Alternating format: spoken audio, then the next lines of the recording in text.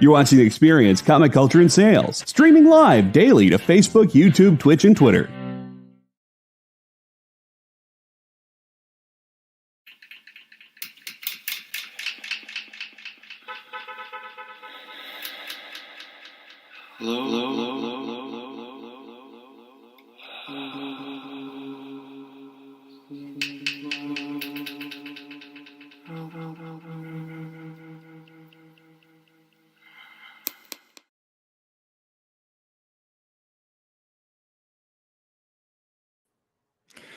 I have a terrible headache. It's just splitting, just like pulsing. But despite that, we're Fat Jack's Comicrypt, and we're gonna do a show. Hello, Mr. Bishop. How you doing there? No, my headache is not Jason. In fact, we're a trio tonight. We got Dave is back hanging out with us. But probably more importantly, we have none other than Parker Posey. For anyone who gets too excited about that, trust me, it's not the lame Parker Posey who is an actress in movies. No, we're talking about Parker Posey, the Golden Doodle, the greatest Parker Posey to ever exist in all of human history. We got Fred hanging out. Bart Hamilton.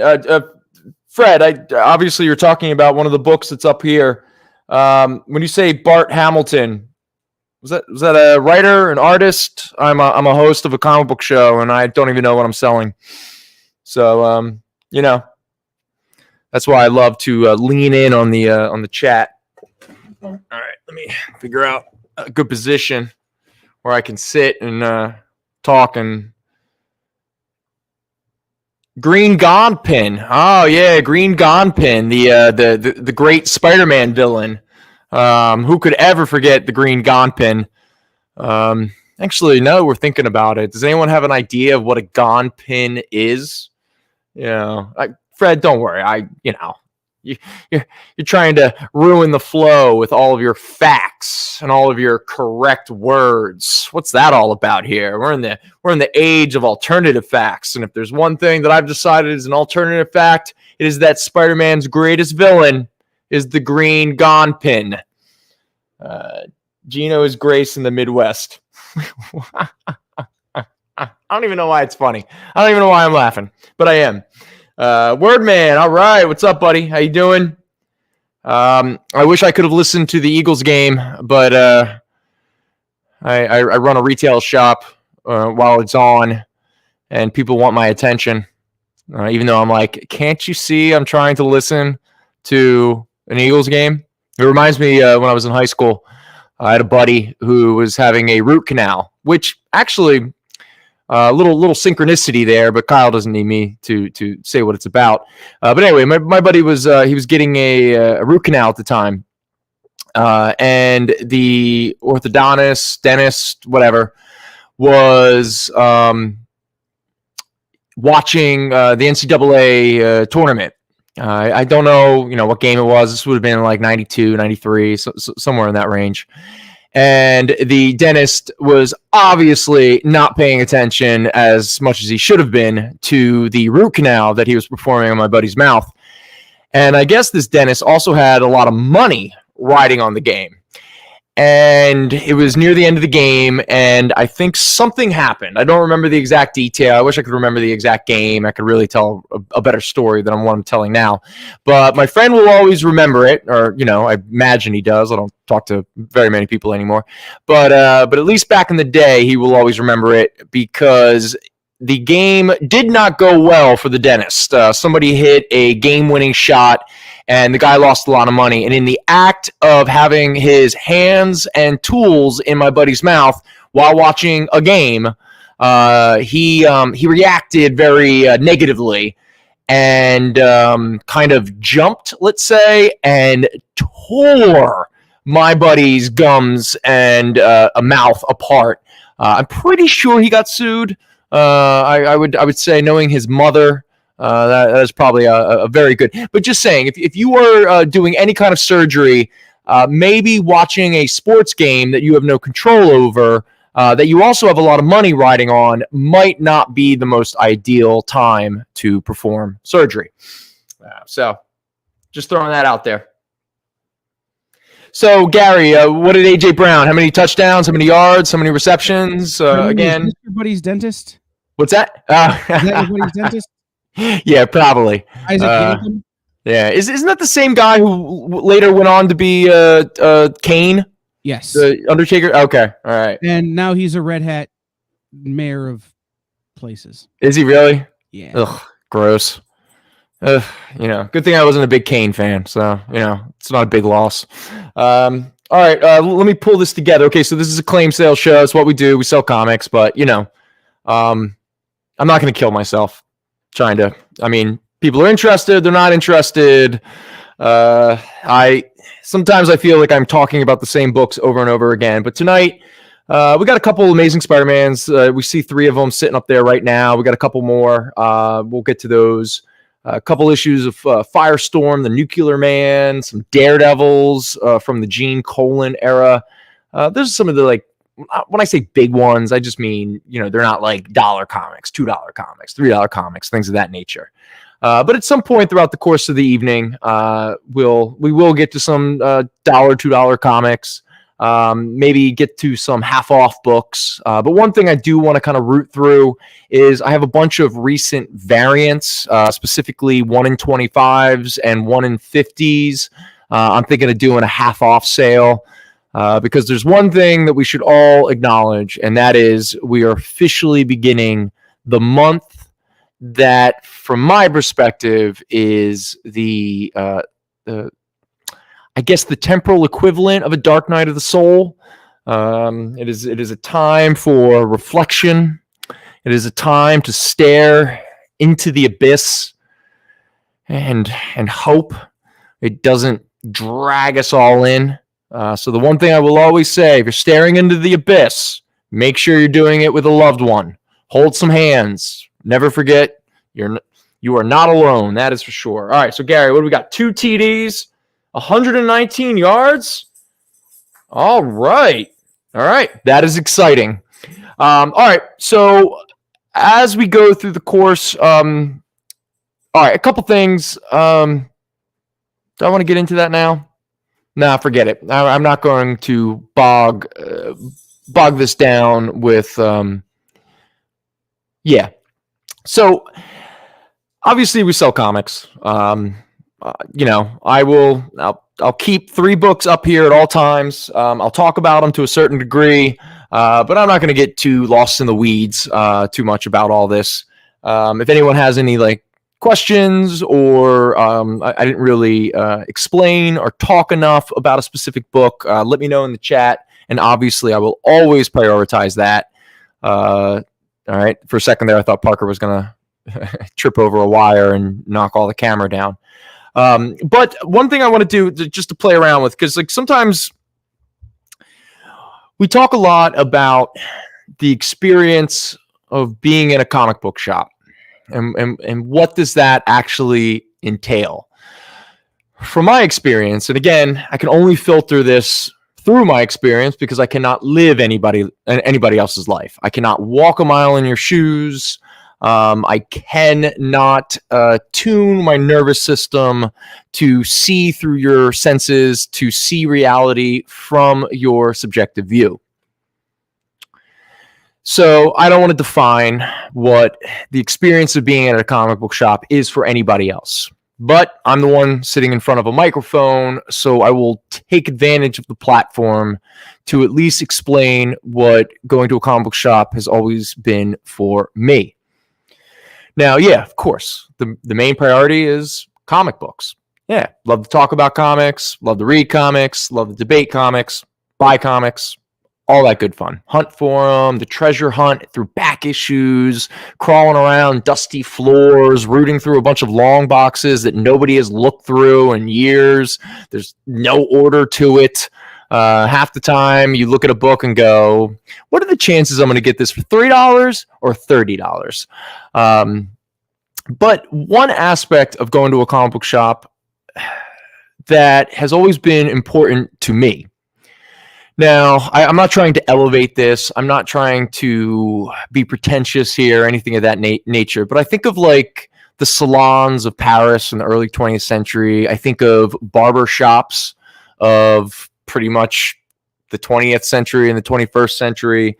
I'm thinking of places and environments where conversations arise that aren't always about comic books themselves. For me personally, at comic book shops, I've gotten to some really heated political arguments, philosophical debates, but I'm not going to bore people with politics or philosophy tonight. Hopefully, ever. Yeah, don't put a bet on that. The odds are bad. Knowing me, at some point, I just can't keep my mouth shut. But inevitably, one thing that I do love is comics are a part of narrative. They're a part of the overarching meta story that we're all connected to, that we're all experiencing, and that we're all enjoying, being annoyed by, arguing about, whatever the case may be. Meaning that some of the best conversations I've had about movies, about books, music, have occurred in comic book shops. So there are times, especially doing this show, where I feel this this need to always be talking comics. Like somehow there's some weird mission statement, some arbitrary mission statement that I created because of a bunch of voices in my head that no one's actually said to me, that I am supposed to stay on topic. Now, if you've ever watched this show, that never seems to work out. So, and again, I could throw away this whole idea later, tomorrow, the next week, whatever the case may be. But for tonight, just out of curiosity, I want to kind of play around with a little bit of an experiment with anyone who might be. Oh yeah, Gary.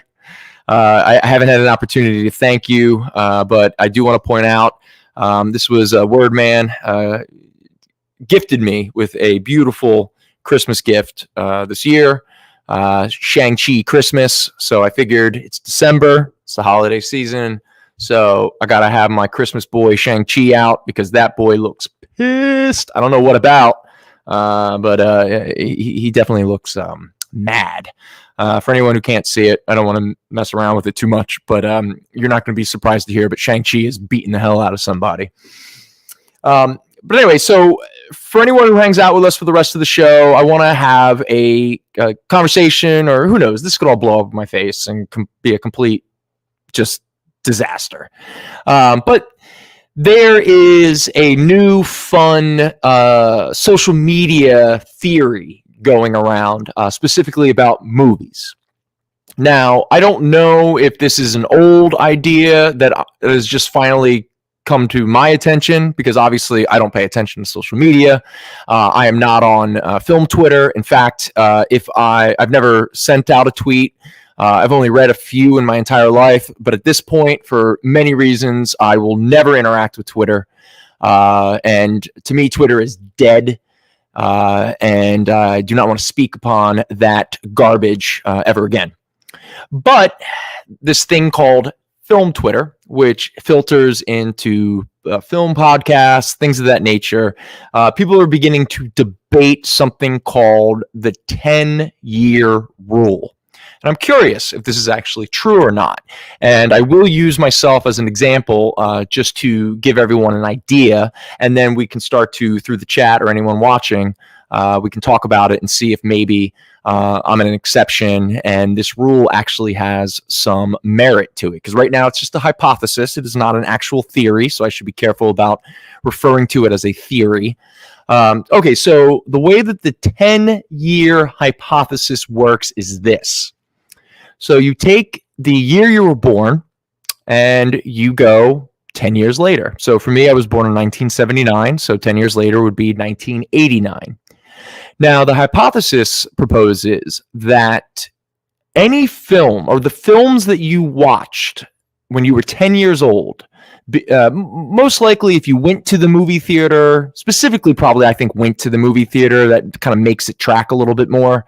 But who knows? Maybe within your 10th year on this planet, some of these films that you didn't see in the theater, maybe they popped out on video, or if you're, obviously a video existed when you were 10, or they popped up on cable or anything of that nature.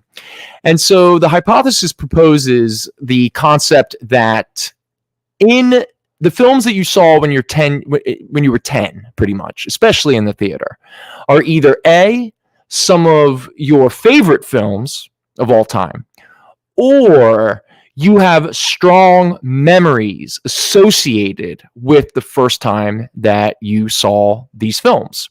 Now, my first reaction when I heard this idea was to dismiss it a little bit, purely because, I don't know, maybe sometimes, I can think of so many films that I saw when I was 10 that they didn't come out in the theater or what have you. And then I go, well, actually, it doesn't fit within the hypothesis. It's supposed to be films that came out that year. And I don't know, maybe just because I got to be honest with you, I went through the list in 1989, except for a few exceptions. Now, I will admit, there are some stone cold classics that came out in 1989, films that I absolutely love. But I didn't see him when I was 10. Like, I didn't go to the opening weekend for Do the Right Thing when I was 10 years old. I wish I was that cool of a kid. I don't think I saw Do the Right Thing until maybe I was maybe 13 or 14 years old. Also, I remember at the time, The Abyss came out in 1989. And I did see that in the theater, but I remember being a little annoyed at it because it wasn't Aliens, it wasn't Terminator, and there was a lot of romance. And I didn't really like appreciate The Abyss until maybe I was about 14 or 15 years old. So already when I look at that year, I'm a little like, I don't know if this really upholds. Now, a couple of the guys I was listening to who were talking about this concept, they really did fall into, like, the one guy, I think his 10-year rule, he fell into like 1994, and he had like this love for like The Shadow and a bunch of other like strange films and stuff like that. And I was like, I don't know, maybe it works, maybe it doesn't. Because I can tell you one thing, I don't think there is a single film that came out in 1989 that I would call like my favorite film. Yet at the same time, there's a couple in here where I stop and I go, I don't know, maybe there is a little bit of merit to this concept, especially because in 1989 was Back to the Future Part 2. Now, was it the original Back to the Future? No, but I absolutely remember how excited I was and how overjoyed I was during sitting in a movie theater and watching Back to the Future Part 2 for the very first time. But at this point, I kind of lump the entire Back to the Future trilogy into like one movie. So think about this for a moment. I'm going to talk about these Amazing Spider-Mans real quick, because again, this is a comic book claim sale show. So I should be, I should do my job, I guess is what I'm saying. But think about this for a moment. So again, take the year of your birth and, 10 years later, think about that movie. Look it up right now. Wikipedia's got an entire list of every movie that came out, the year that, I'm talking about and what have you. And I'm just curious. We'll run down some of the movies I saw, some of the movies I did not see, some of the movies that came out. If anything else, I'm at a point now where I can only sell the same comics over and over again. And the tough thing is I find a lot of the comics and stories that I really want to talk about, I don't have to sell you. I would love to sit here and talk about Sandman Mystery Theater. I've flirted with it at times, but it's tough to openly talk a lot about a book that I don't have the ability to sell you, because it starts to feel like a tease in a way. Though, I will take this opportunity to say, even though I don't have a lot of faith in DC to follow through with the second volume, but they did recently in this most recent solicitation. So I believe this should be coming out sometime in late winter, early spring. But supposedly, hey, Zanin, what's up, buddy? Supposedly, DC is going to put out a Sandman Mystery Theater compendium, which means it is a big soft cover and it's like a phone book. It's going to be the first 35 issues of the series. So that's about half of the entire 70 issue plus an annual, and the Sandman Midnight Theater one shot, which was the Matt Wagner, Neil Gaiman team up to have Wesley Dodds meet Morpheus, the aforementioned Sandman from Neil Gaiman's Sandman series. So we'll see. Because again, I've whined about this many times. I have, despite having all single issues of Sandman Mystery Theater, I have purchased every time they put out a collection of the Sandman Mystery Theater books. I've purchased them, and DC will put out like a volume 1, a volume 2, and then immediately pull the plug because I guess sales for volume 1 and volume 2 weren't that good. All right, I get it. It's a business. We live in a capitalist society. Fine. But I still feel sometimes these companies,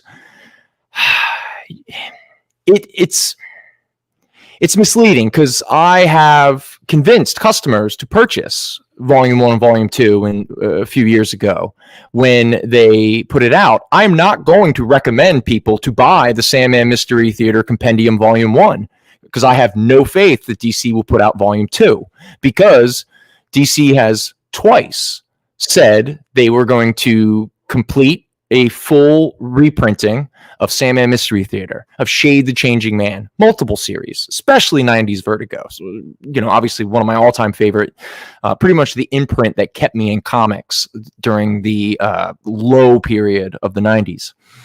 And yet every time they'll put out a couple volumes, they don't sell that well, I guess, and then they pull the plug. All right, fine, but I've shelled out money for incomplete collections multiple times. Why would I do it a third time or a fourth time or a fifth time? Why would I recommend customers to do that? I can't tell you the amount of times customers will come in and be like, man, I really love that Sandman Mystery Theater. You got me to buy Volume 1, Volume 2. Where's Volume 3? And I go, oh, they canceled it. They're not gonna do it. And they're like, wait, what? And c'est la vie. Anyway, here we go. All right, so hey Jason, hey Kenneth, how you doing? Here we go. Gary, is that new John they're putting out the same thing as the big Starman they put out? Gary, you got to remind me, was the Starman that they just put out, that was a soft cover and they called it a compendium, right? Because I'm pretty sure, yes, you are correct. I do think that is what they're doing. But again, I mean, yeah, it's 35 issues and stuff like that, but it's glued. It's thick.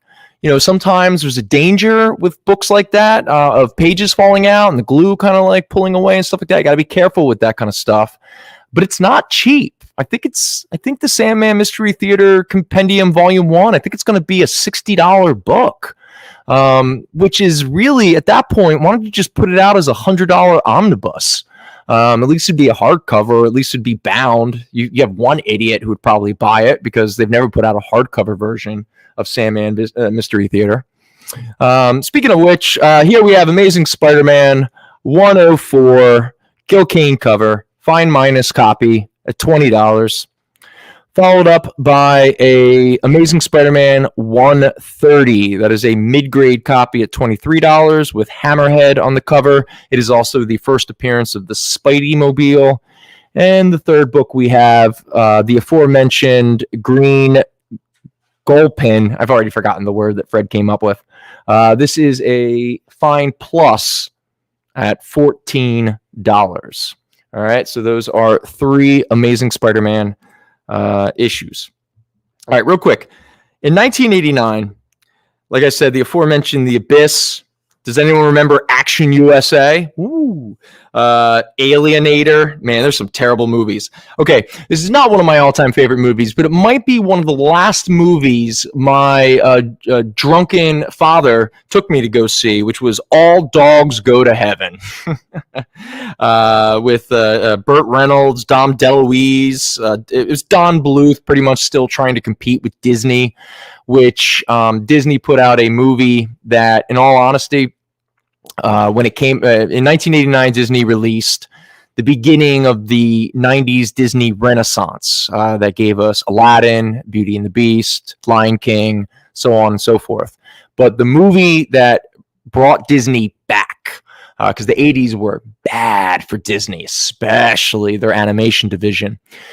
But in 1989, Disney stole another cultural fairy tale, created their own copyright around it, and then prevent everything from going into public domain. Pretty much just rip off other people, convince everybody that they came up with it, and make millions and millions and millions of dollars from it.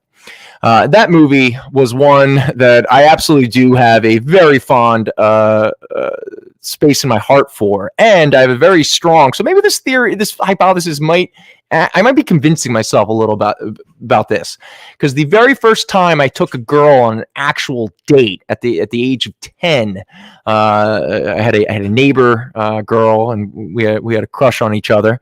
And when you're 10, you want to convince yourself you're a lot older than you are. And there was I think I convinced again my douchey father to drive my little girlfriend and I to the movie theater, and then he went off probably to a bar or something like that. And her and I sat in the movie theater and held hands as we watched The Little Mermaid. And I got to tell you, that is still one of my favorite movie-going experiences. For a lot of reasons. No, get your mind out of the gutter. We were 10, but I actually loved that movie. And once it came out on video, I'm pretty sure my brother and I watched it every day after school. And there was a period in my life where I could pretty much, I could repeat all the dialogue and sing all the songs. It was pretty wild. Yeah, Gary. So Gary, for anyone, obviously the chat can see, but if there's anyone watching this after the fact, Gary is obviously talking about what I was referring to, which is the idea that a lot of these oversized compendiums, they're almost too big for the glue. There's way too many pages. They do not last very long. And I understand that these companies, especially Marvel and DC, owned by these corporations, want to kill the direct market. They want to just strangle it. And for anyone who doesn't know what the direct market is, it's comic book shops. It is paper comics. Most of these companies would just wish everyone just read digital comics. They don't want to publish this stuff. They don't want to put it out in compendiums. They don't want to keep this stuff in print. And anyone who tells you otherwise, is trying to make money off of you.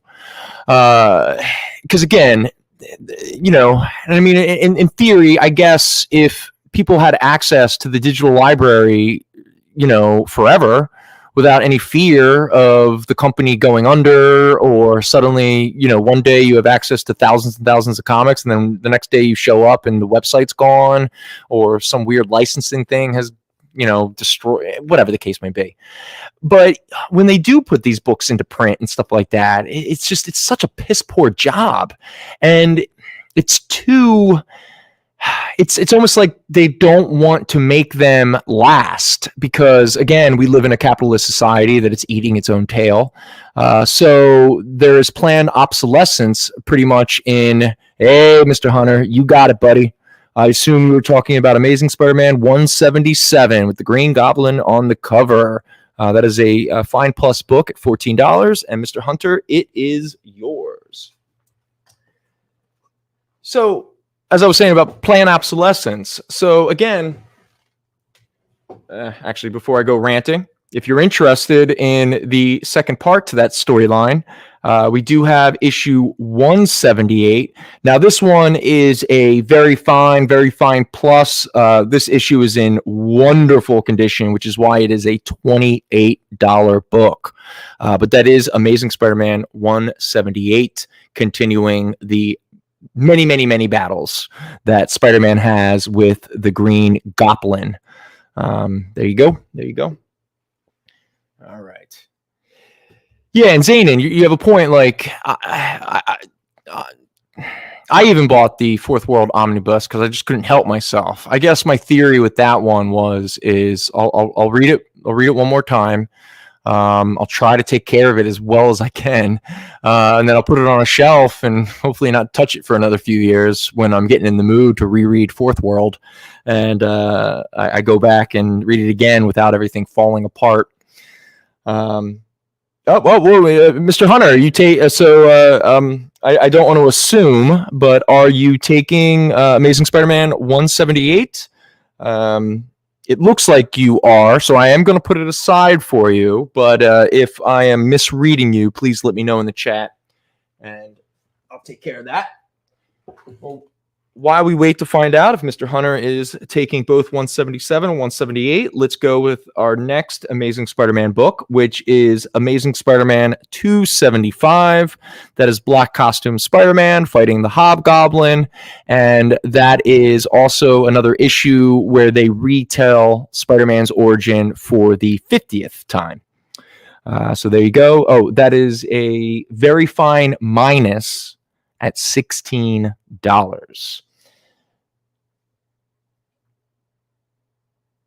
All right, cool. No, Fred, so 179, which we do not have, regrettably, I apologize. That is, so Fred, that is a 3-part story I'm taking from what you are saying. So 179 is, I got to really turn this. I got to see you guys better. All right, there you go. All right. Now, Fred, without like big spoilers or anything like that, because Mr. Hunter here is he's grabbing them, and I'm going to assume he wants to read them as much as he wants to collect them and stuff like that. He has a really good Amazing Spider-Man collection from what I'm aware of. But what was the basic conceit of the story, Fred? That 3-parter. Does the Green Goblin do something different? And in fact, actually, that's not Norman, right? That's Harry Osborn. That's Green Goblin 2, correct? I'm pretty sure at that point it would be. But again, I listen to the chat because I never know what the hell I'm talking about. Anyway, let me not rag on the industry too much. Many of you know how I feel about love this art form. Hate this industry. All right, so those are our two. Let's pull out. Here we go. Oh, Jason. Okay, so Jason, so you were born in 1983. So 1993, you had Robin Hood, Men in Tights, and Demolition Man. All right, so we're on to something here, folks. Let's keep that in mind. All right. And real quick, the last of the Amazing Spider-Mans that we have for tonight is Amazing Spider-Man 344, referred to as the first appearance of Cardiac, the great doctor superhero, supervillain, anti-hero. He's got a staff, and it's got electricity. Also, what really gives it its value, because that issue there is very fine at $30. The real value is not from the first appearance of Cardiac. Sorry to break your heart, Gary. It is actually because it is the first appearance of Cletus Cassidy, who obviously would later go on to be Carnage. And yeah, all right, Jason, that's what I'm talking about. 1993, you got Last Action Hero. Yes, Hunter. So I was going to get to that because in 1989, a big movie came out, a little movie called Batman. And I'm not going to lie to you. When I was 10 years old and I saw Batman in the theater, it blew my mind. I mean, just destroyed me. I loved it so much.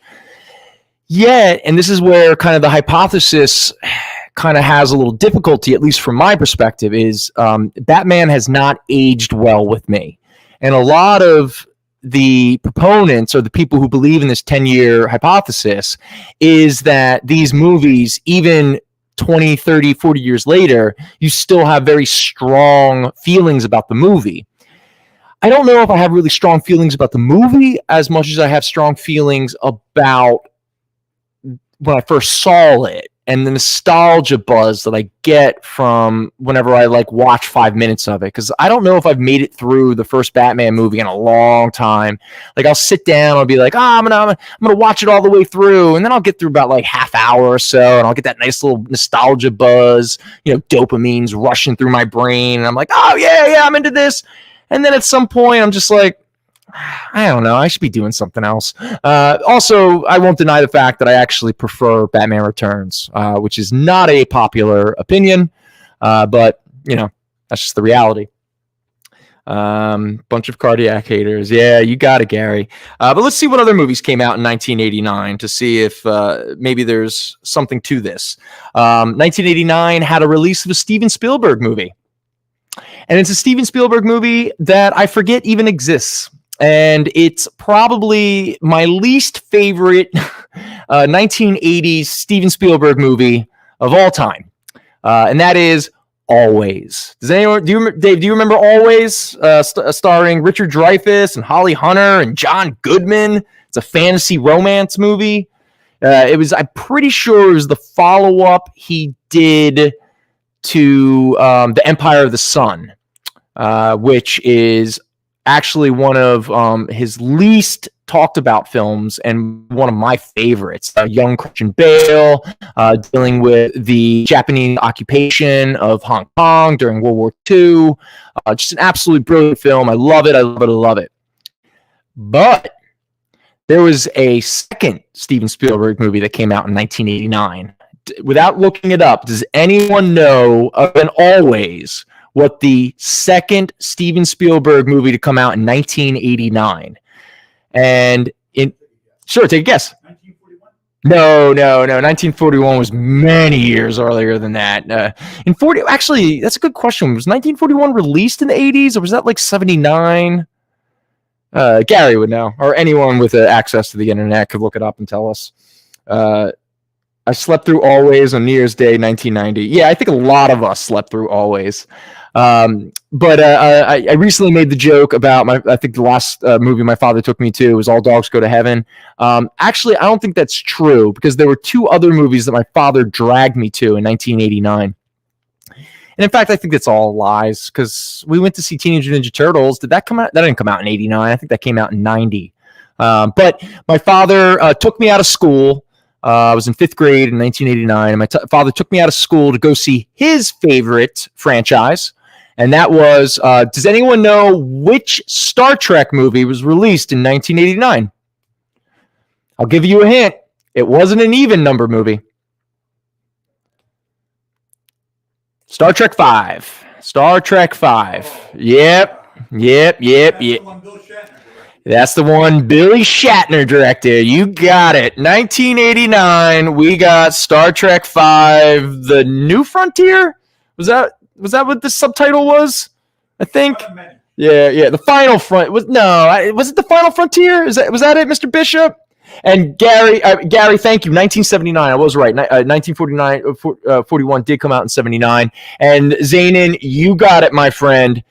Indiana Jones: The Last Crusade came out in 1989. Daddy issue movie. I sat in a theater with my passed out father with all of my burgeoning daddy issues, and I watched a wonderful, wonderful Indiana Jones movie. And not to Star Trek: The Last Jedi. Jason, when you're not here, I really miss your certain brand of humor. That's for sure. But I don't want to start a flame war in the chat or anything like that, because I know how Jason feels about it. But I wasn't aware that they made another Indiana Jones movie, Indiana Jones and the Dial of Destiny. It is a very old Harrison Ford running around with who's the actress / writer / director / producer who did Fleabag. She was a co-writer of the recent James Bond movie. She's Phoebe something, or I'm flaking now, but she's really cool. She a certain brand. All right, so here we go. So Mr. Hunter, so he's in 1984. Man, you got some good 1984, dude. Temple of Doom, Phoebe Waller-Bridge. Thank you, Mr. Bishop. All right, so yeah, Dreamscape. Dude, that's a movie that a lot of people forget about. Dreamscape was cool. All right. If you don't remember Dreamscape, or you have no idea what Art and I are talking about, go look up Dreamscape. Dune. Again, I know how David Lynch feels about Dune. I know how a lot of people have decided that it's a terrible movie and blah, blah, blah. You're all wrong. David Lynch's Dune is awesome. But yeah, Temple of Doom, Runaway. Oh, Runaway. Tom Selleck. That does sound familiar. Or am I confusing it with a porn I watched one time when I was in like high school? Really, really dirty film. Yeah, love that movie. Which movie, Jason? There's no context. Lord Zane, screenplay for Last Crusade has long been the model used by writers in the industry. Nice. Gary, I have always heard when I took screenwriting classes in college and things of that nature, I've always heard people say that one of the best, definitely in regards to like a Hollywood script, one script that most screenwriters use as a template for a perfect, obviously it's not a real thing, but yeah, I get what they're going for, but a perfect screenplay, especially for a 3-act structure Hollywood film, is Bob Gale's original script for Back to the Future.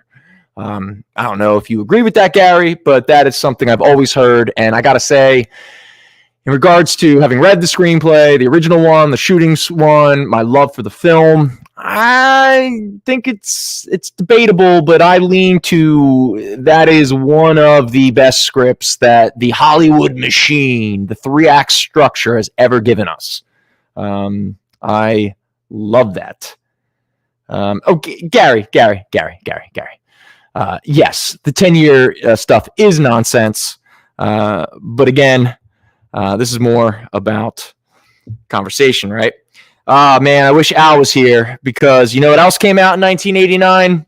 American Ninja 3 Blood Hunt. And hey, if you didn't get enough sequels in 1989, don't worry, because you also got Friday the 13th, Part 8, Jason Takes Manhattan. You also got Amityville 4, The Evil Escapes, meaning that an entire film series based upon a specific house being haunted. Well, in the 4th movie, the haunting escapes the house and goes to other houses. It's kind of like when Jaws went down to Jamaica to follow the family because somehow Jaws had magical psychic powers and the shark was able to follow the scent. He was psychic. I'm still not exactly sure how Jaws was able to follow this family down to Jamaica. Yeah, that is for sure. Oh, yeah. Same with the script from Die Hard. All right, cool, Gary, because that's what I always heard. Hey, from Canada. What is this, Mr. Segura? What's up, man? How you doing there? Pleasure. Welcome to a show that is supposedly about selling comics, but I don't know. Yeah, what's up, Jim? Regarding the 10-year time period. The 10-year rule? Or the hypothesis? Yes, I was born in 52, and I remember a lot from the early 60s.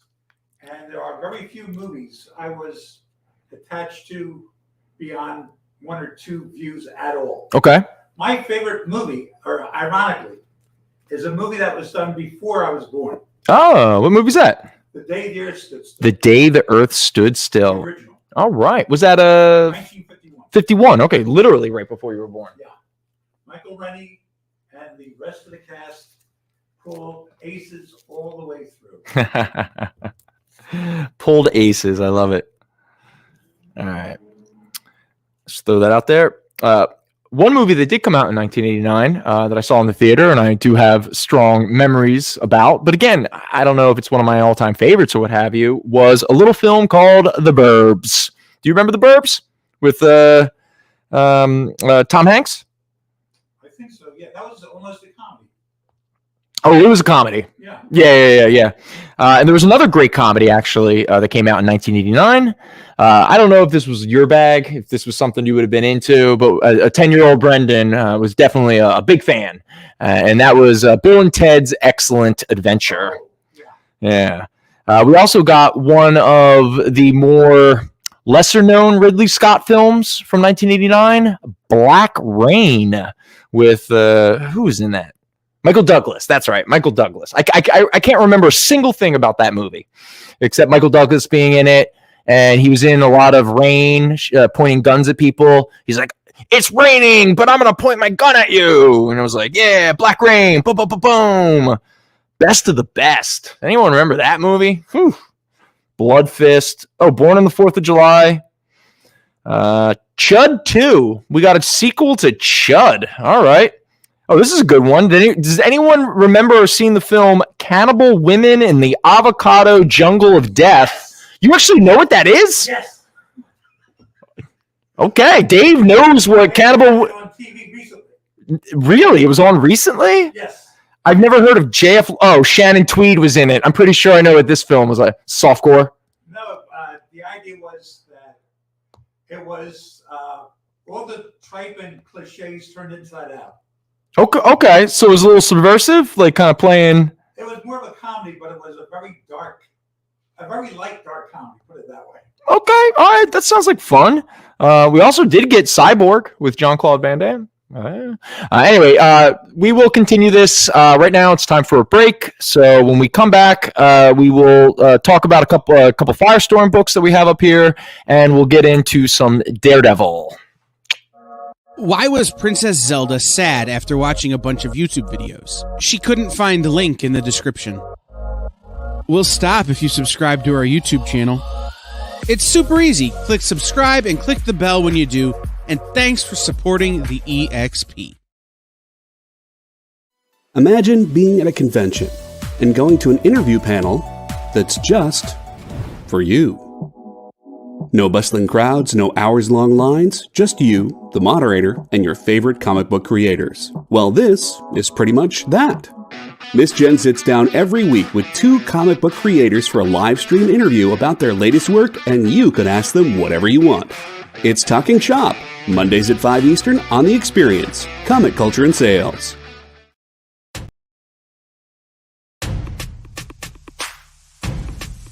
Go follow The Experience on TikTok at @the_EXP1 or scan the QR code on the screen. Our TikTok is like everywhere else we are, except you only have to deal with us for a minute. Seems like a win-win to me.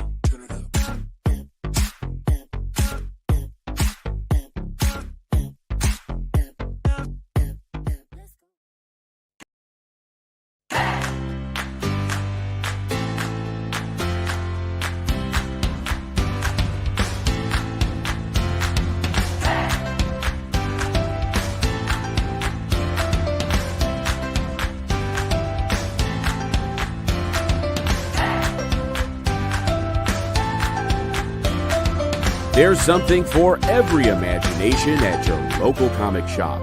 Visit comicshoplocator.com to find a store near you.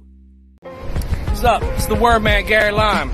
That's Dave Proch. And you're checking out Fat Jack's Comicrypt on The Experience. Now.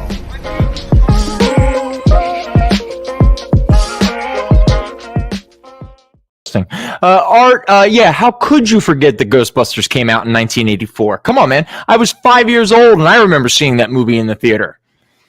In fact, that's the thing that bothers me about the whole 10 years. No, all right. I'm ruining my own shtick. All right. What's that? A movie that came out the year I was 10. Okay, which would have been what year? 1998. Okay. I didn't see until the advent of the IFC channel, and it completely changed my life. Okay. Pecker. Oh, Pecker. The John Waters. Yes. Yeah, I saw that in the theater. Yeah. that was the first movie I ever saw that who is this director guy? Oh, so you weren't even aware of who John Waters was. I knew who he was. Okay. By the time I saw this movie. But it was the first time I ever knew it was a John Waters movie when I saw it. Oh, okay. That's pretty cool. Like, I went back and I had seen Hairspray. Like, right. I didn't live in a cave. Well, actually, real quick, did you see Pink Flamingos? I hadn't yet at this point. Okay. After that. All right. Interesting. So there's something to this 10-year rule.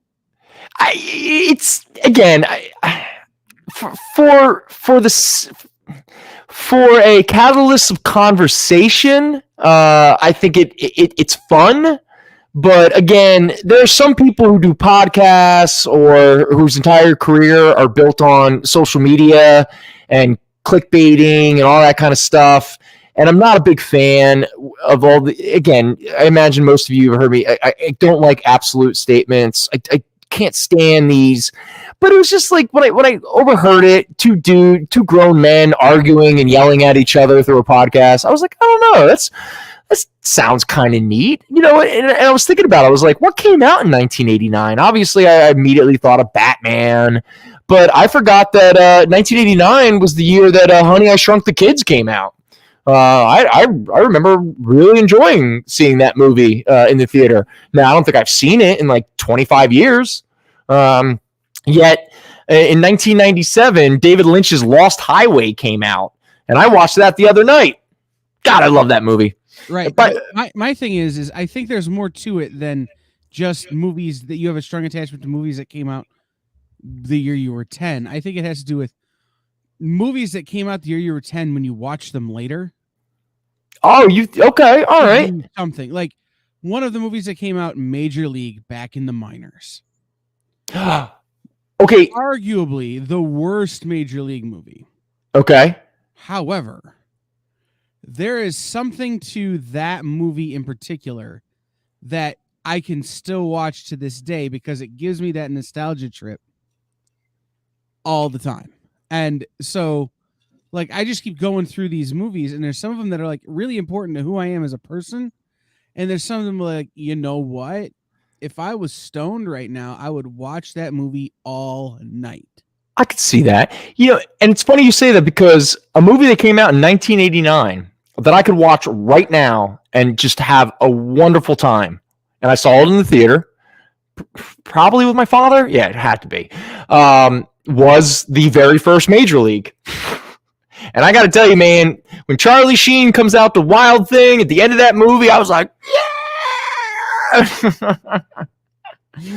Oh, Blade Runner. All right, so Mr. Segura, this 10-year hypothesis, are we saying that you were born in 1972 and so you were 10 in 1982? Because I got to tell you, if you were 10 years old in 1982, especially that summer, you were a very lucky human being. So while we think about that for a moment, Mr. Burrows has popped into the chat. How you doing, buddy? And yes, this is a Daredevil. Let's talk about the 3 books that we have up here real quick, and then we can talk some more movies. First up, this is Daredevil 227. This was after Frank Miller's first run on Daredevil, where he pretty much changed the game. Let's say it. I think a lot of people forget how groundbreaking and how influential Frank Miller's Daredevil was. Again, we're still feeling ripple effects, no matter how you feel about Miller in 2022. We cannot deny he is one of the greats of the comic book art form, and he has given us and influenced a lot. But he left the book for a period of time, and then he came back and did one of the most famous Daredevil stories of all time, Born Again, where the Kingpin finds out that Matt Murdock is Daredevil and then systematically begins to destroy his life. And with the help of some of the greatest artwork ever given to us in a comic book by the illustrator David Mazzucchelli, they gave us one of the best, classic, bring a character to their lowest point, bring them to rock bottom, and then watch as they rise like a phoenix from the ashes. And they just take care of business, let's say. Now, the storyline itself is famous and one of the greats. But most of the issues are pretty, they're not super valuable or anything like that. But there is a reason why this issue 227, which is part 1 of the Born Again storyline, this book has in the past year really gone up in value. Primarily that is because that Disney Plus is doing a Daredevil mini-series, even though it's really not that many. I think it's like 18 episodes. But they're doing a complete adaptation of Born Again, starring Charlie Cox as Daredevil. Hopefully, Vincent D'Onofrio as the Kingpin. So for any speculators out there, it is what it is. Our copy there is a beautiful copy. I put it down as a very fine plus just because, I don't know, man, high grades. It's also relative. But it's $30 for anyone who might be interested.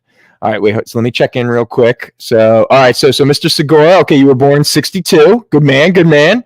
All right, so 72 would have been your 10 year. So we got Ultraman, Super 7, original Godzilla, Super Friends cartoons. Nah, man, you're not old. Come on, buddy. Age is a concept, except when sexual consent and marriage is in the equation. Okay, outside of that, screw it. We're all adults here. I'm in my early 40s. Dave, you were just turned 70. Did you have a recent birthday? Like October. Well, dude, happy belated. I apologize. I was not aware.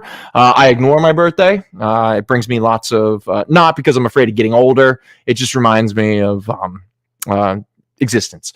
Anyway, so yeah, I mean, we're all, so, you're in friendly here. I agree. Marriage ages you. Fred. Oh, Fred. Oh, man. Oh, Bubblegum Crisis. Mr. Hunter. That's a good. I forgot about Bubblegum Crisis.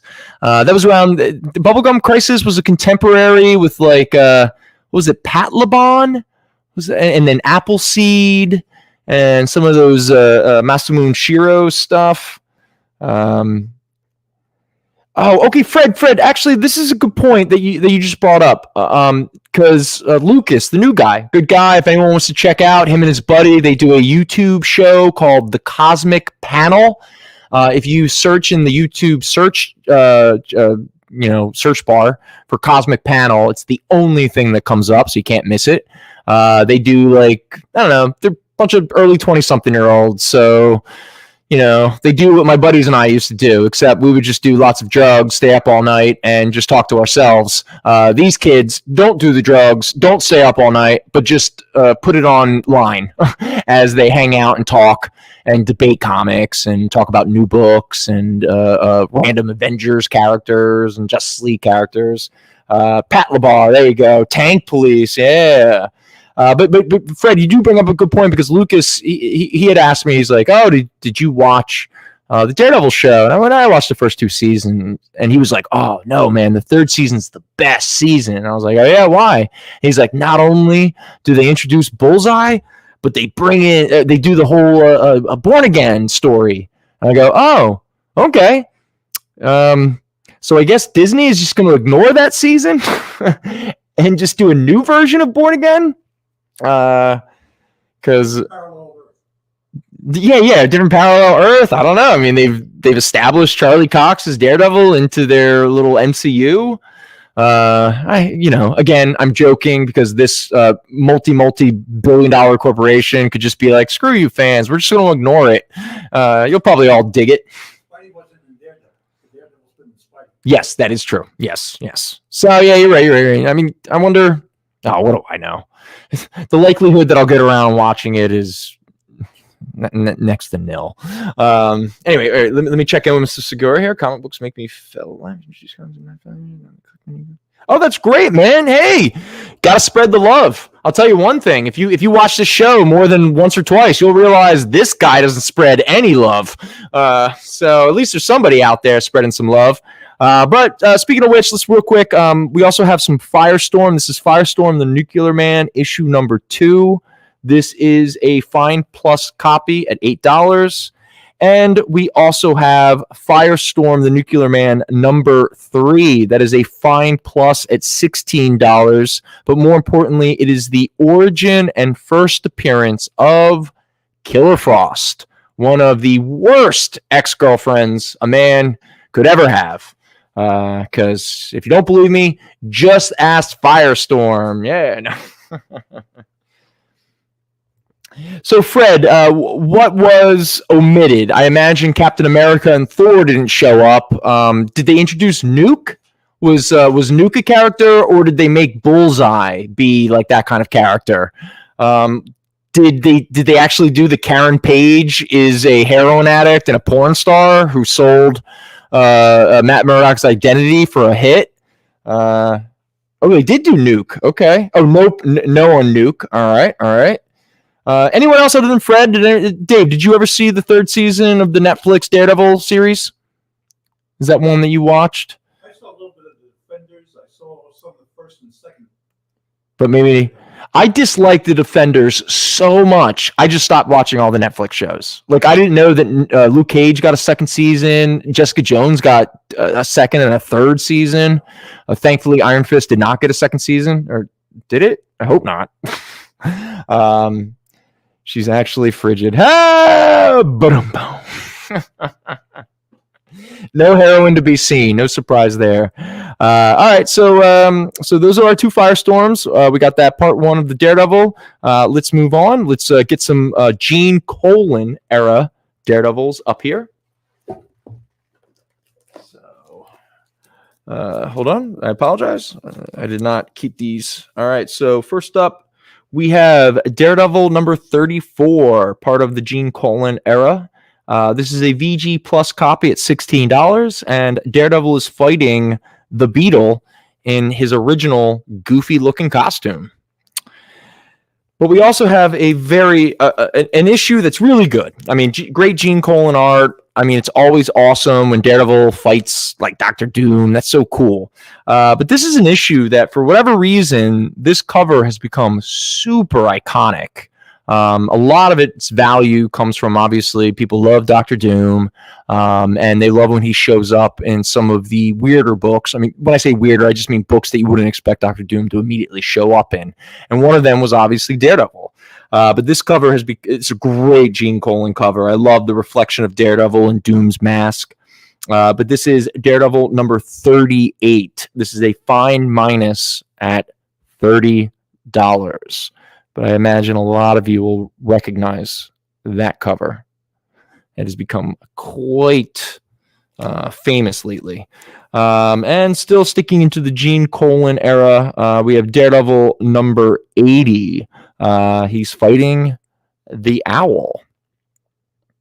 There we go. That is a fine minus at $10. $10.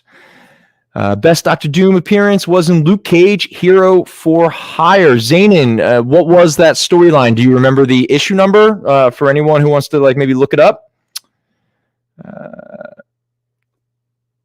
All right, I'm just checking in with the chat real quick. We got a couple.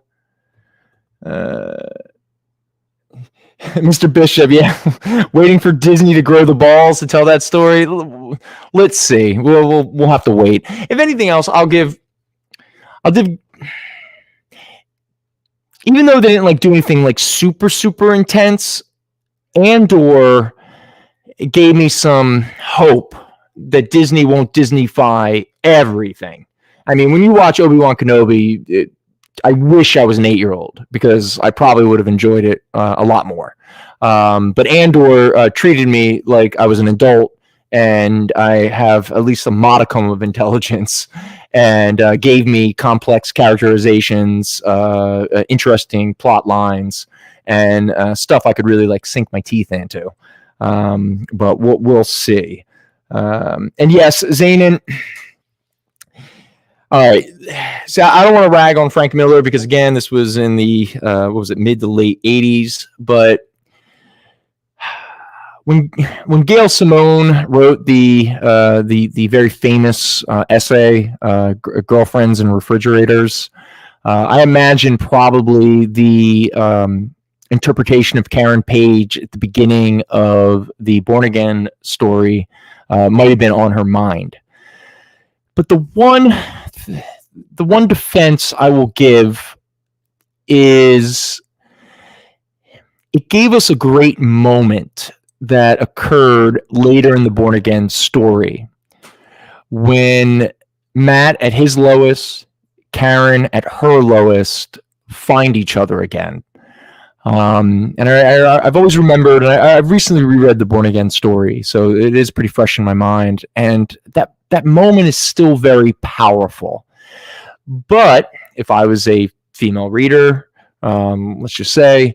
I might have, and again, I've talked to a lot of women who love Daredevil, and in fact, went back and read and collected Daredevil comics from the 60s and 70s and 80s and 90s, specifically because they loved Charlie Cox and the Daredevil series and stuff like that. And I've talked to them about the Born Again and Karen Page and stuff like that, and then they're like, I understand what Miller was doing. And I'm not saying they give him a pass, but they're like, it was the 80s, like what do we expect? They'd be like, I'd be a little bit more uncomfortable with that story now because you would think we'd like know a little bit better, or at least give her a little bit more time, maybe see her fall, maybe see a parallel story, like what gets her to that place. I mean, seriously, she just becomes a drug addict and then starts turning tricks and being in porn and then gives up Daredevil, her great love's secret identity for like a hit, while at the same time getting like abused and beat. I mean, I get it. That's all. I'm not going to get on a soapbox right now, but Zanin, I'm pretty sure you are very much correct. All right. The chat's a little active. So, how much to ship to Ontario, Canada? Oh, buddy. Mr. Segura, I don't know, bud. I know I'm here. I'm supposed to sell comic books. I mean, the best thing I can offer, if you want, he's not gone yet. My boy Al, I'm going to miss so much. If you want to contact us, fjccshow@gmail.com. That is our email that we do for the show. If there are any books that you're interested in tonight, I'll put them aside for you. And if you want to contact Al tomorrow, or send him an email tonight or something like that, and ask about, I don't know. Dave? I've sent some stuff to Canada. Uh-huh. One of the problems is you also, the person on the receiving end sometimes has to pay a fee at the border. Okay, so sometimes the person at the receiving end in Canada has to pay an additional fee at the border? Yes. Ugh, that sucks. You got to be careful what you put on the slip on what the value is. Okay. All right. So it's indicative based upon like value and stuff like that. Affects like, it's, I wish there was somebody here who like knew all this. Cause like, I always feel like just such a, I don't know the answer. I don't. And it makes me feel like a complete idiot. So I'm sorry, Mr. Segura. I don't want to, lose a potential customer or somebody who might enjoy some of the books that we have up here. Oh man, I am so. What's up, buddy? Check out the Town podcast episode called "The Secrets of Marvel's Magic." It explains why famous directors don't want to work for Marvel. Okay, all right. So we got something coming out of there. Let's see what else. Doom hired Cage to tumble with the FF, but didn't pay. Oh yeah, Zanin, that was a good. Didn't that story also continue into Fantastic Four? Wasn't that like a period where? And didn't at one point during the Fantastic Four, Luke Cage called out like Reed and the FF for, let's just say, not being an ally to tariff laws. Yeah, I don't know. I definitely don't understand tariff laws. One can go to USPS website and use the postage calculator to get an idea of cost. You would think that I should do that. Oh, man. What else came out in 1989 for a movie? Does anyone know, by the way, F the Oscars. This is not a promotion of the Oscars. Does anyone know, without looking it up right away, just, obviously any of us could look it up, what movie won Best Picture in 1989? Just throwing that out there. Whoa, Mr. Segura, you sometimes pay $16 to $30 Canadian to get comics in the USA. Damn. That sucks. All right. Fred's saying it's a good, I don't know, it just sounds like you could buy like another comic with that money. There's also a variation between going to the post office or UPS. Okay, that is true. And Gary, you got it. And I know you didn't look it up. I know Gary didn't look it up. Driving Miss Daisy. That is the film. Ask yourself, when's the last time anyone watched Driving Miss Daisy? Seriously. I mean, I couldn't believe when that Green Book movie came out. And again, it's an interesting story and all that kind of, but it's Hollywood being like, we save culture, reward us, woo! La La Land didn't win. What won? Moonlight, a black gay man and his story. What? It's not like Argo where we solved the Iranian crisis. God, I hate Hollywood. I hate the Oscars. Oh, I just hate it so much. Oh, by the way, speaking of which, do you know why the Academy Awards, the Oscars, even exists? Why it was created? You would think. Actually, the studio heads, there was a period in the early 20th century where the artists were beginning to unionize and beginning to get together to create their own studios so they can get out of the studio system, so they can get out of their pretty much indentured servitude. So the studio heads, the Warner Brothers, Goldwyn, all these guys, they got together and they're like, you know what?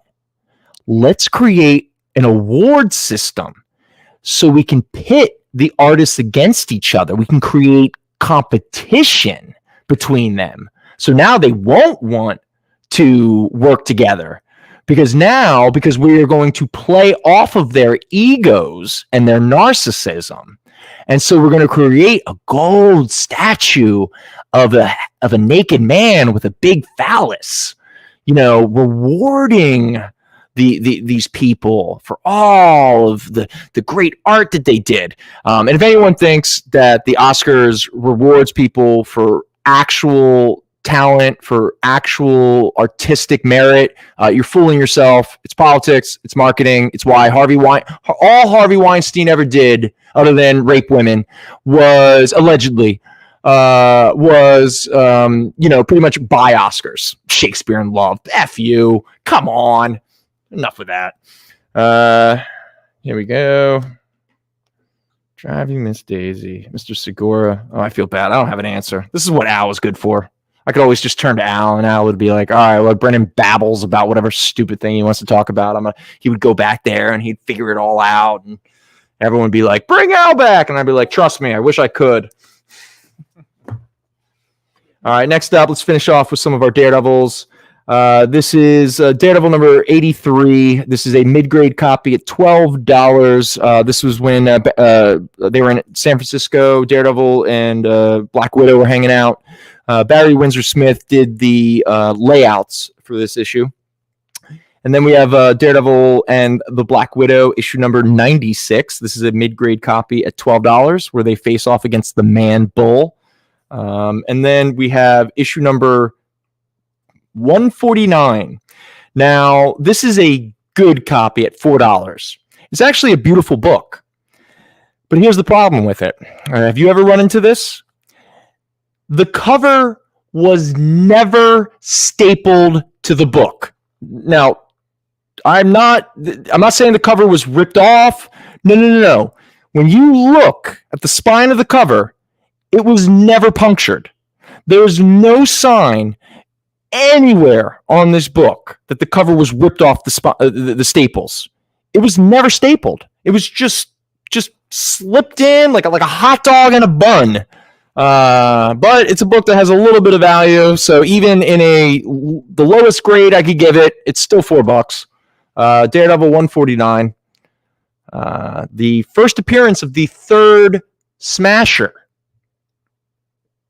I bet you're all just lining up to get those Smasher books. All right. What else came out in 1989? Eddie and the Cruisers 2. Eddie Lives. I don't think I've ever seen Eddie and the Cruisers is awesome, but I don't think I've ever. Fabulous Baker Boys, Fat Man and Little Boy, Field of Dreams. Okay, Field of Dreams came out in 1989. Fletch Lives. So that was the sequel. The Fly 2. A very piss poor sequel. Oh, Mr. Bishop. All right. You're grabbing both Black Widow Daredevil books. All right, bud. Let me get you down. All right. Sometimes we actually sell comic books on this show. Can you believe it? I can't. All right.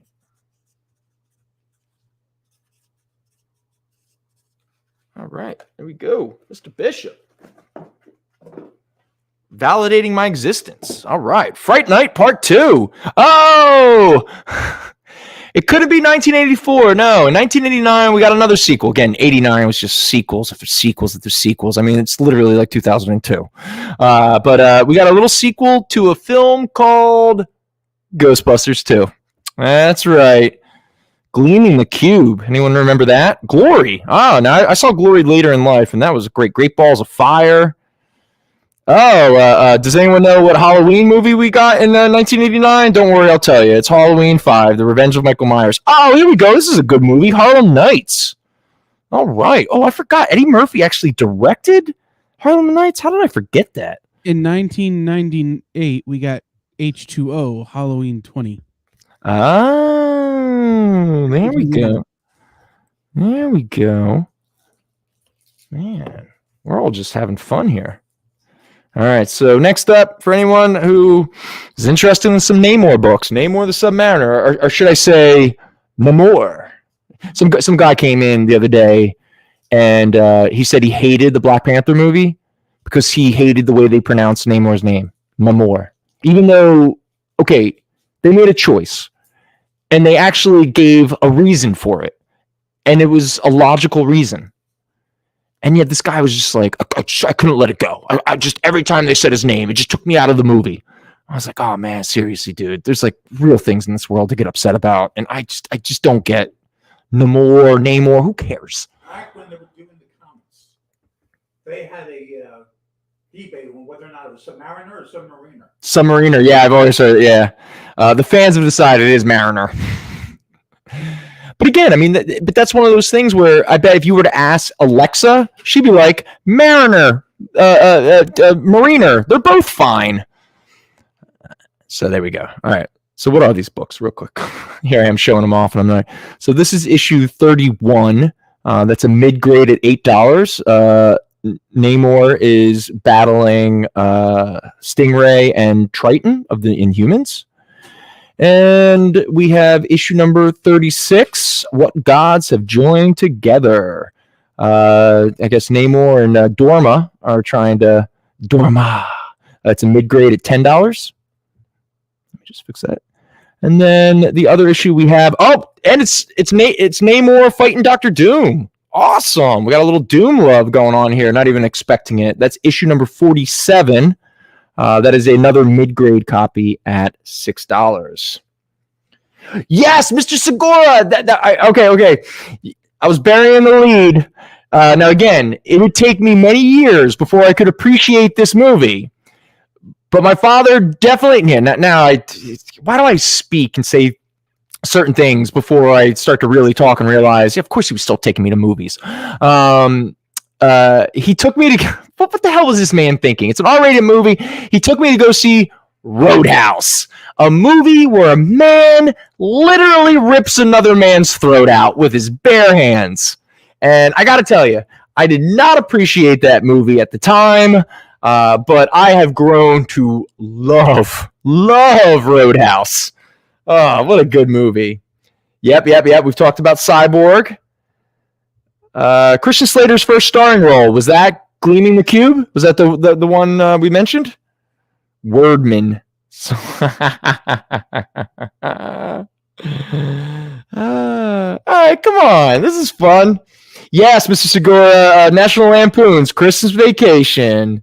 That definitely came out in 1989. And with that, we got some Submariner books, but it's time for another break. So when we come back, we're going to talk about the brand new Strange series starring Clea Strange. So see you in a moment.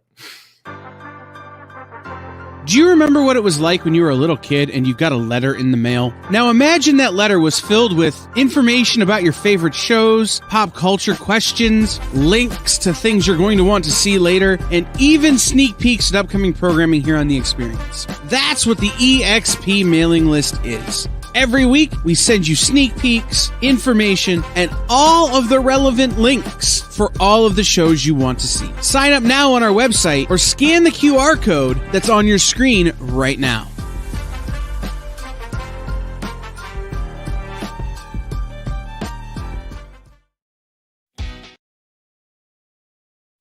Comic Collectibles is a pretty straightforward show.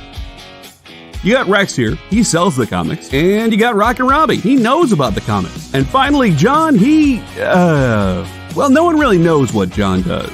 I mean, don't get me wrong, he's a great guy, but he just keeps showing up. Come to think of it, I don't even really know how he gets in here. Anyway, awesome comics, rare books, rarer signatures, slabbed books, and amazing cover sketches by Ken Hazer and others. Simple formula, you want the comics, you buy the comics. To sum up, Rex sells the comics, Robbie knows the comics, and John, who might possibly be a ghost. I mean, seriously, has anyone ever seen him show up or leave? Comic Collectibles with Rex and John, Mondays from 6 to 8 Eastern on The Experience. Comic Culture and Sales.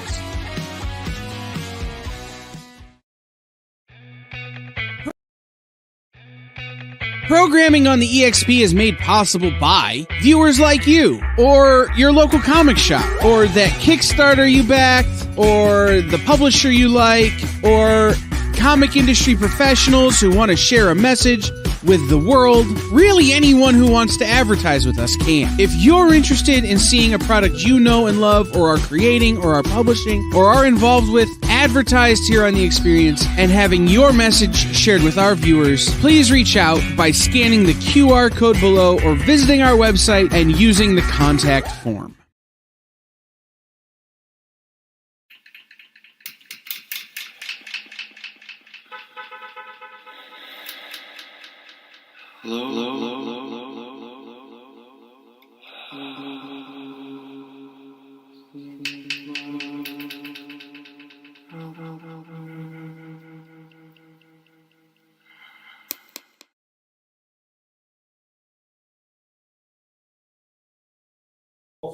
Hey. That have been discontinued. Yeah, I know. It's one of those things. Again, I don't know if this hypothesis, this 10-year hypothesis thing is as legit, but I got to tell you, I'm actually starting to get a little surprised by the kind of movie, because I really do have a lot of strong memories of seeing a lot of these movies. We saw Mr. Segura. He came in. Pet Sematary came out that year. God, that movie just twisted me up. But we also get stuff like Karate Kid Part 3. All right. Or how about The Howling Part 5? But more than anything, we have does anyone remember K9 with James Belushi and the dog? Yeah, of course we all do. Ain't no Turner and Hooch, I'll tell you that much. But even though we had Cyborg, there was a second Jean-Claude Van Damme movie that came out in 1989 that at this point is probably most known for the meme. I don't know if it's a meme, but it's a meme in my head of the worst dancing I've ever seen a human being do that wasn't Elaine Bennis in Seinfeld. And that was the Jean-Claude Van Damme dance, where the two girls he was dancing with in this movie looked like they were like, is this guy having a stroke? And that's no offense to anyone who's experienced a stroke, honestly. But if you see Jean-Claude Van Damme dancing, you wonder, how is this guy a martial arts expert? And yep, Mr. Hunter, you got it. The very first Punisher movie to ever come out, starring Dolph Lundgren, was 1989. But the Jean-Claude Van Damme movie that I am talking about is none other than Kickboxer, which does not hold up. The one that does hold up, actually, out of all those, is Lionheart, and that was probably the closest thing to an actual Street Fighter movie I ever saw. Yes, Mr. Bishop, you know what I'm talking about, buddy. If anyone else, just do me a favor. Most of the time when you're watching a show, the host should not be telling you to stop watching this and go watch something else. But I don't want you to forget, if you have no idea what I'm talking about, look up the Jean-Claude Van Damme dance scene from Kickboxer. I mean, I can't even do it justice. Like, I can't. At one point, I wanted to find that outfit, which was just like a tight black tank top and some like Dockers. And I wanted to like cut my hair to look like Van Damme for like Halloween. And so every time I went to a Halloween party, all I would do is stand in a corner and do that dance and just see how many people go like recognize it or think I'm weird. Whatever, it doesn't matter. I never did it. But wait a minute. That dance you just did is very possibly the springboard for Hamilton. For the Okay. king, when he's doing his little dance. I'm not familiar. In Hamilton, the king has a very limited range of singing and movement. Okay. And he's doing something. So he does like a weird dance where he's like, Yeah. it's like the Elaine Bennis. I love it so much. There was one point I was actually really good at the Elaine Bennis dance, and I would go to weddings and I'd get out in the middle of like, or I'd go to like clubs and I would do that thing where I'm like, back up, I'm gonna do it, and everyone would be like, they make room for you and they start like clapping and be like, yeah, go, and I would do the Elaine Bennis dance. There would always be like 2 or 3 people who would laugh. Most of the people would just start booing me, but trust me, there's 2 or 3 people who laughed, who got it. We had a good time later that night. Yeah, that was fun. Oh yeah, I got the moves. That's all right. Return of the Swamp Thing. There we go. Another sequel. I'm telling you, 89. God, it's like we can't lean on me. Oh, I forgot about that one. Lethal Weapon 2. That was 89. You know, License to Kill. All right, with Timothy Dalton. There's Bond. Little Mermaid. Little Monsters. Oh, I forgot about the Fred Savage. Big old. Oh, I also think Fred Savage had a banner year in 1989 because I'm pretty sure The Wizard came out in 1989 that introduced the world to the Nintendo Power Glove and introduced one of the best Super Mario Brothers 3 cheats that pretty much every kid of a certain age used. By the way, the Power Glove was garbage. Look who's talking. The pre-Pulp Fiction John Travolta's career is over. I guess Scientology couldn't save him until Quentin Tarantino came along. Loverboy. Oh, Patrick Dempsey. Yeah, Major League. Mighty Quinn. God, there's some terrible movies this year. Come on, My Mom's a Werewolf. Ugh. Yeah, Christmas Vacation. New York Stories. New York Stories. That was the Scorsese, Coppola, Woody Allen anthology movie, I think. Gary would know. License to Kill. No, that was actually one of the better Timothy Dalton. I give Timothy Dalton a lot of credit. He was trying to do a slightly more down to earth. Okay. Don't look it up. All right. 1989. We got a Nightmare on Elm Street movie. Do you know which one and what was the subtitle? Come on, just don't look it up. It's no fun if you look it up. No Holds Barred, Nowhere to Run. God, what are some of these movies? I don't even know. The Parent Trap 3. Garbage. Oh, but you got Parenthood. Little Ron Howard. I did not like that movie as a kid. Pink Cadillac. Oh, that was Clint Eastwood, wasn't it? Yeah. Police Academy 6. City Under Siege. Again, 1989. The Three Fugitives. Wait, Three Fugitives? Or was that Dream Warriors? You got it. You got it. No, it was not Dream Warriors. I'm just kidding. That's actually a good Nightmare on Elm Street movie. It was, in fact, number 5, which I believe was that the Dream Child? Where I've already lost it. Where is it? Nightmare on Elm Street. Oh yeah, it was the Dream Child. Number 5. Dream Warriors was number 3, and that was actually that was a really good. Frank Darabont. Did he direct that or did he write it? Gary would know. Police Academy 6. Oh, we got the Prancer movie. Psycho Cop. Yo, Psycho Cop and Pumpkinhead. And the first Puppet Master. Again, man, 89. Starting to get a little bit more interesting the further we go down. I mean, we got, Roger. Say Anything. Say Anything. Little John Cusack holding up the boombox. That again, what's the difference between romantic and creepy? If the girl's into you, that's the only difference. So it's the only difference. Nightmare on Elm Street, Parent Trap. Do you know? Good one, Fred. The actor who was playing Freddy. Do doing before Nightmare? I did know this, but wasn't he hanging out with a lot of Roger Corman? Wasn't he? What was he doing? He was doing V. Oh, yeah. Was V before the original Nightmare? Yeah. Because the original Nightmare was 83, 84? V's been done a couple of times. Okay, but the V miniseries that I saw, wasn't that later in the 80s? Depends on which people were in it. Yeah, I guess that's a good point. All right, real quick, because again, as much as I would love to just talk about movies, let's talk about some comics real fast. So I got a little cred from Zanin. So I'm not going to deny it.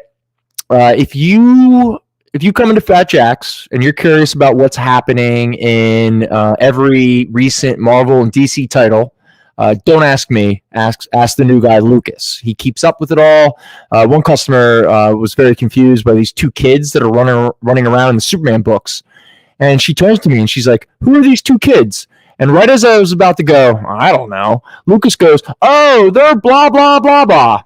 Now, in hindsight, maybe I should have listened to Lucas tell this woman who the two kids were, just in case anyone asked me again. Because the moment he started to give the answer, I walked away. I was like, I don't care. But again, that's not a good way to be knowledgeable about the product you're supposed to sell. But one book, there's just a few books, but this book in particular, and again, we sold out of issue 8, so I think the book is starting to kind of pick up some steam. We're starting to sell more copies. I think word of mouth is starting to go around. But it's not going to change your world, okay? Don't worry, Gary. Grant Morrison didn't start writing a Doctor Strange comic book, even though there's some rumors Jonathan Hickman might. Which, if that happens, you come to me if you want to know what's going on in the Strange world. But I will say, Jed MacKay has done a very fun, a very interesting, very pulpy a series called Strange. Now, the reason it's called Strange and not Doctor Strange is because it is specifically about Clea Strange, the wife of our boy Steven, also the niece of Dormammu, and the Sorcerer Supreme not only of Earth, but of the Dark Dimension. And she is pissed because at the start of the series, we have already had the Death of Doctor Strange miniseries where Steven was killed. So Clea, being a master of magic and the supernatural and of other dimensions, at the start of the Strange series, issue number 1, she refuses to accept that her great love is dead. And the main reason she refuses to accept that is because everybody comes back to life in comic books. And again, Jed MacKay is using Clea as a soundboard to kind of, poke fun at that. Because except for very few exceptions, everybody comes back. So I love when some customers get very upset when certain characters are killed. And they're like, "Oh, I'm never going to read this again. I can't believe they killed them." I'm like, "Don't worry. Wait a couple months. They'll come back." And they almost always do. But again, if the writer is worth their salt, just give us a good story, okay? And so as far as Clea is concerned, her great love is dead, and she refuses to accept that, and she's going to do everything in her power to bring him back to life. And that is the basic conceit of most of the beginning of the series. She is the Sorcerer Supreme. She's hanging out at Steven's old house. She's hanging out with Steven's ghost dog, Bats, who I love. I just love anytime Bats shows up, it's the best. Hanging out with Wong. By the way, we get a really good Wong issue where it's him and Bats wandering around doing some cool stuff. They start introduce this. I don't know if it's the first time it was introduced in the series or if it's shown up before, but there's this offshoot of S.H.I.E.L.D. called Wand, which is the magical kind of subset. So it's like all like magic warriors and stuff like that. But you also have like this sort of like organized crime that is kind of like the mob, except that they had connections to like demons and different magical weapons and stuff like that. And she comes in conflict with a lot of these characters as she's running around going, "I'm bringing my boy back and you can't stop me." At one point, Moon Knight tries to stop her. There you go. Moon Knight, he tries to stop her. Everyone's like, Clea, you can't just bring people back to life. And she's like, that's bullshit, because people come back to life constantly. Like, I refuse to accept your baloney. Again, I'm not going to talk about it too much, because, again, I'd much rather people kind of experience it for the first time. Now, we're at a point now where, especially at this shop, we are starting to sell out. I'm pretty sure we don't have issue 1. I think these are our only copies of some of the early issues. They introduced a new character called the Harvestman in this issue. Trust me, the Harvestman will become much more relevant later in the series. But they're all pretty relatively new. Only issue 1 has a teeny bit of value. When I say teeny bit, I mean like it's $1 more than a cover price. But this is Strange number 1. That's $6. They're all high grade copies. Number 2 here is $4.50. That's the Harvestman's mask there on the cover. Number 3, there we go. Some really cool covers. Again, just a really well told story, and I don't know. I recommend it.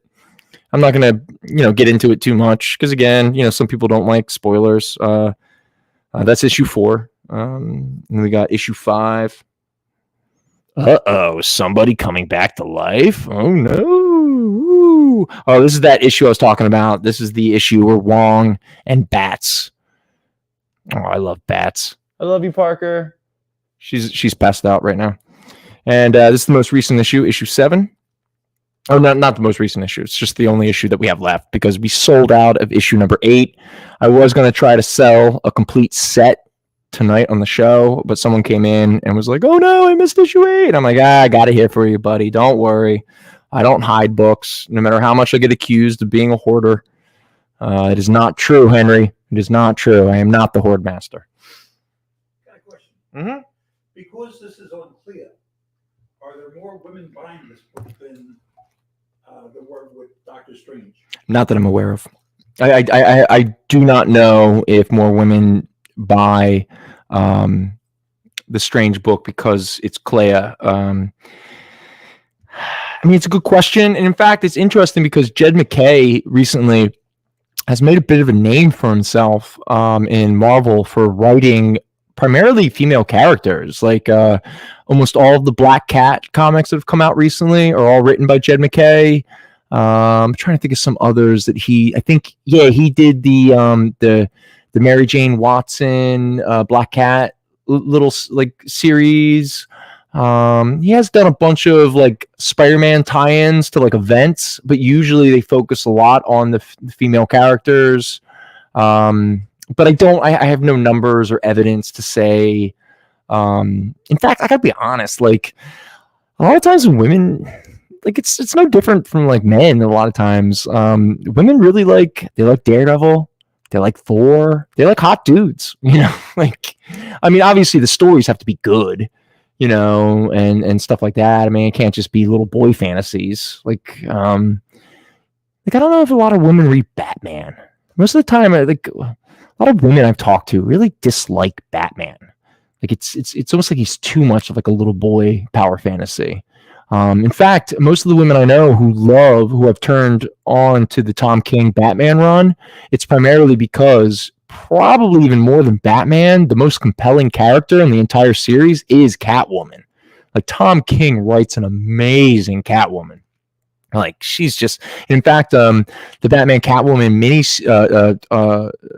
the hardcover I think is coming out this month, along with the Batman Killing Time hardcover, where you get some of the best character interactions between Catwoman and the Riddler.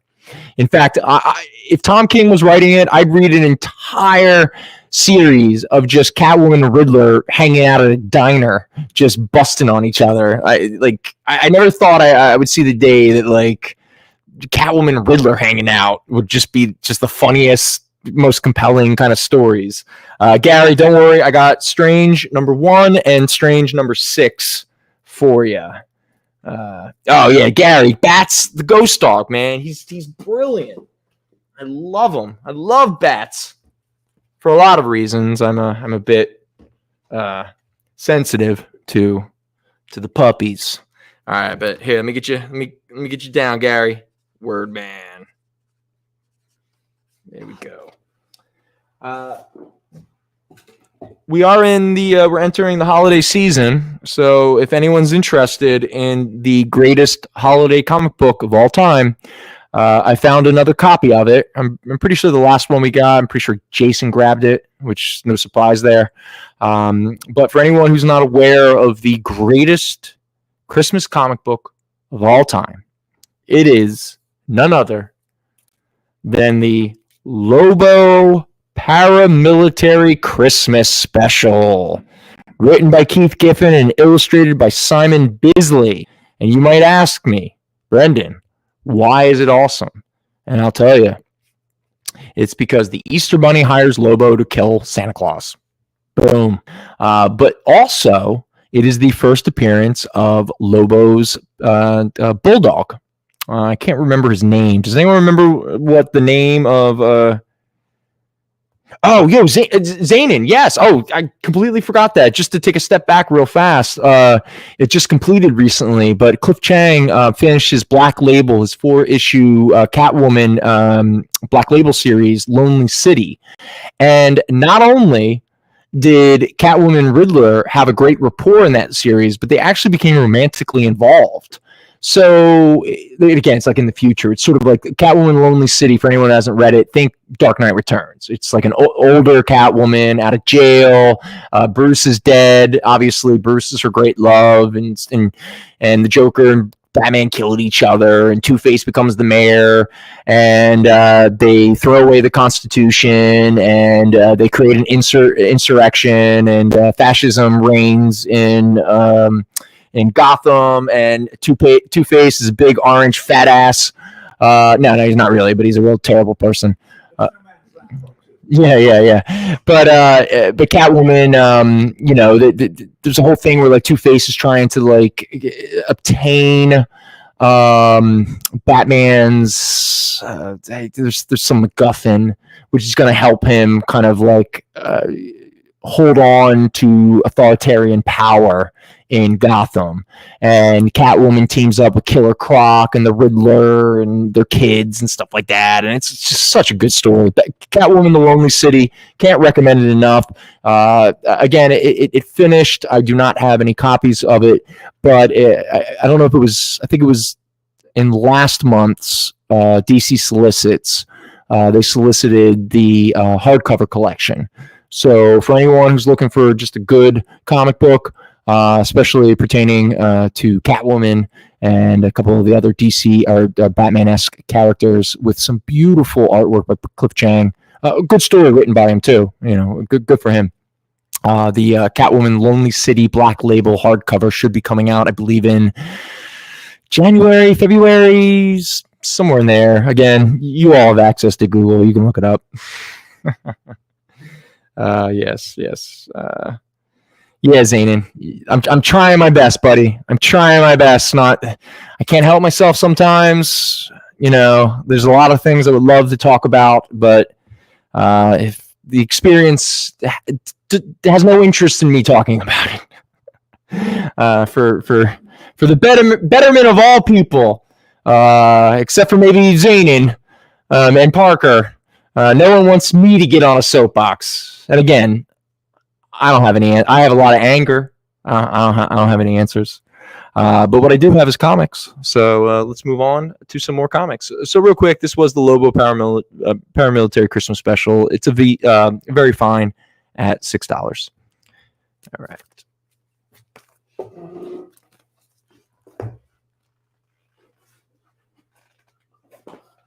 I'm going to answer Wordman's question in the comments about the DC Black Label trades, and that is to say, Wordman, if they shrank down the thing that made Batman Damned so interesting, Batman would need to get a bigger car.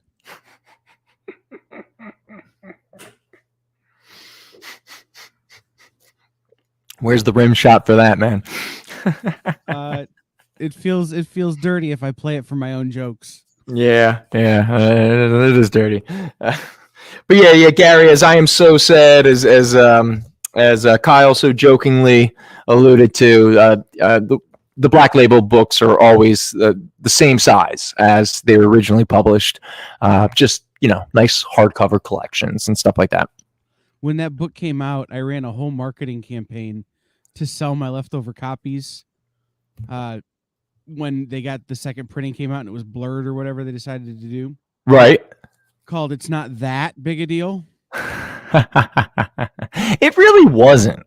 Right. I mean, if I was Batman, I would be angry that they put that in the book. And most of it's in shadow. And like, I guess the only thing was it was like, it was front and center. Like there was no need to be that close up. It's almost like he was like walking into the camera lens. I swear, I don't know if Azzarello like dared Bermejo, but I swear Bermejo is just like, there's no way I'm going to get away with this, so I'm just going to do it anyway. And they let him get away with it, and it became such a big joke. The DC, like, they went back on it. Like, they were embarrassed. I don't know why. I mean, you sold more copies of that book because of that little member. So why are you so upset?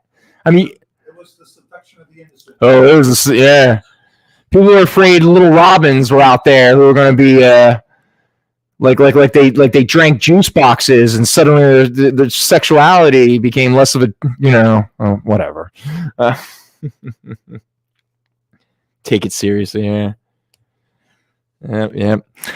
All right. So, speaking of drugs, no, we haven't mentioned drugs, but speaking of nostalgia, in the I believe it was in 1990 or so, we got a very fun. Fun is that's debatable. It was fun for me as a kid. I really loved the Captain America comic book series. If you put a gun to my head and say, Brendan, you have to choose your favorite comic book superhero. My favorite comic book character is John Constantine. My favorite comic book superhero is Captain America, which is why I will fight for this country till the day I die. I don't care what supposed real Americans and troop. Anyway, sorry. Oof. Woo. All right. So there was a period where at the same time he was illustrating Silver Surfer, I was a big fan of Ron Lim's artwork. I really enjoyed Ron Lim's art as a kid. And he started drawing Captain America. And right around the time that he started doing that, it was, I think, during the summer of 89 or 90. So I was a kid with a lot of time on my hands, so you better believe I read a ton of comics, and I loved when Marvel went to their, bi-weekly schedule, so you got like 2 books that come out every month. They did that with a few titles. They definitely did that with the X-Men, that's for sure. But one of them they did was Captain America, and they did it with a storyline called Streets of Poison. Now, the basic conceit behind this was that Captain America had an assistant. He flew around a Quinjet. So whenever Captain America wanted to go adventuring throughout the world or something like that, he would be like, "Yo, Fabian, fly me around." Well, Fabian was a little bit of a chunky dude.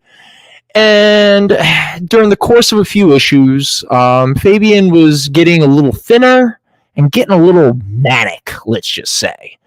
And Captain America found out that Fabian was on drugs. What drugs was he on? I don't know, because it was a Marvel comic in 89-90, so they can't actually say what it was. But I will give you an allusion to what they were kind of referring to. Cocaine. There are a couple... Okay, let's just be honest. This was a story written by a man who probably never done cocaine in his entire life. So there were elements of, in my opinion, methamphetamine, crack cocaine, things of that nature. So Cap, in his glorious daddy kind of wisdom, he pulled Fabian aside and he's like, "Fabian, man, I love you, but you're like a son to me, but you're really you're off the rails. You got to just say no.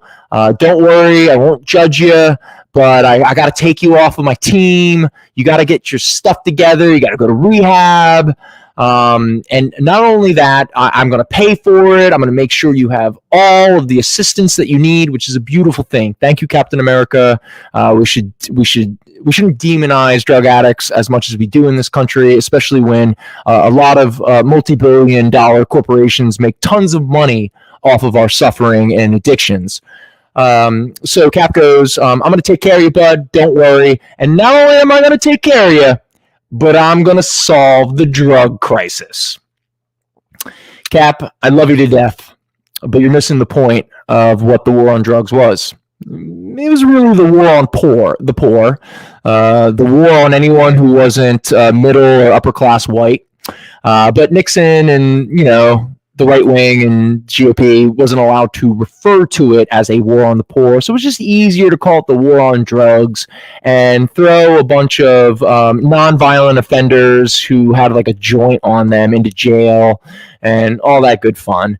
And the 80s with Reagan and Nancy and George and I dislike those human beings so much. Anyway, so, Mark Grunwald was like, you know what? It's topical, and I'm going to have Cap take care of the problem. So Cap goes and he looks up the dealers, and he takes down the dealers. And then he's like, you know what? It's not just the dealers. It's the distribution. I got to go stop the distribution. So Cap invades like a warehouse or something like that. And shock of all shocks, because don't forget, this is a Marvel comic book in the late 80s, early 90s. The warehouse explodes. And Cap breathes in, let's just say, way too much aroma. He really gets a big hit, let's call it. And Cap goes crazy. So Cap is tripping face, not in the fun way, in the I've been awake for 2 weeks doing blow and methamphetamines, and I'm losing my mind, and I'm getting really angry, and I'm going to beat up Daredevil, I'm going to beat up Black Widow, and I'm going to attack everybody, and I'm just out of my mind.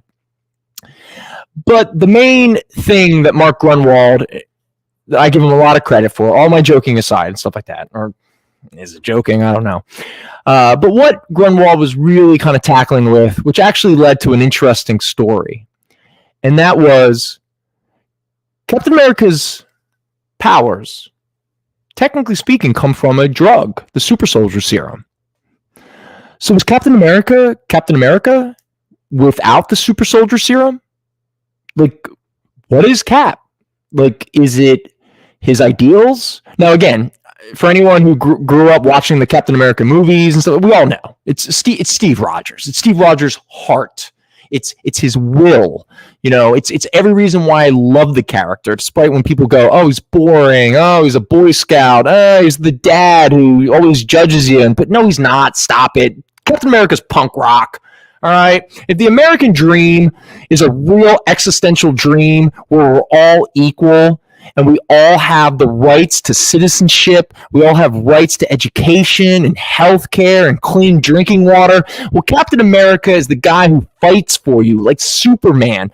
They're against bullies. It doesn't matter. Again, there's a famous Captain America story where he gives away his costume, his shield, everything, because he can't stand for the American flag, because he doesn't stand for a political party. Captain America stands for an impossible dream, but it's a dream that we should all strive for, because Captain America and Superman are aspirational figures. They're not supposed to have clay feet. But again, in this story, Mark Grunwald went, let us really debate like this whole thing about his drugs and stuff like that. And again, spoiler, at the end of the storyline, Captain America needs a blood transfusion. He needs to get the drugs out of his system. They need to take the super soldier serum out, because the super soldier serum, which is why it was so bad for him, these drugs that he breathed in, is because the super soldier serum attached to the drugs themselves. So the only way to save Cap was to remove the super soldier serum. Now, admittedly, the stories that came after this story were goofy, for lack of a better term. You got Cap Wolf, you got Captain America in a suit of armor, because again, he was weak, quote unquote. He didn't have his strength and his powers, because he didn't have his super soldier serum or what have you. But what came after does not indicate how fun and good and interesting and at the time compelling this story of Streets of Poison was. Real quick, let me just check in real fast, make sure, because I've been talking for a while. Well, again, Zanin, yes, but in defense, there's some conservative qualities to the story. I won't deny that. But again, even in the age that I'm at now, rereading it, like, I still see Grunwald. He was wrestling with, like, because again, is Cap a drug addict because of the super soldier serum? No, of course he's not. Should we demonize drug addicts because of, human weakness? Because again, I've known a lot of drug addicts in my life, very close to me, for a lot of, it's just, it is what it is. And the one thing that I've always had issue with when it comes to the way that we police, drugs and stuff like that, especially the actual victims of it, a lot of the users, is we demonize them.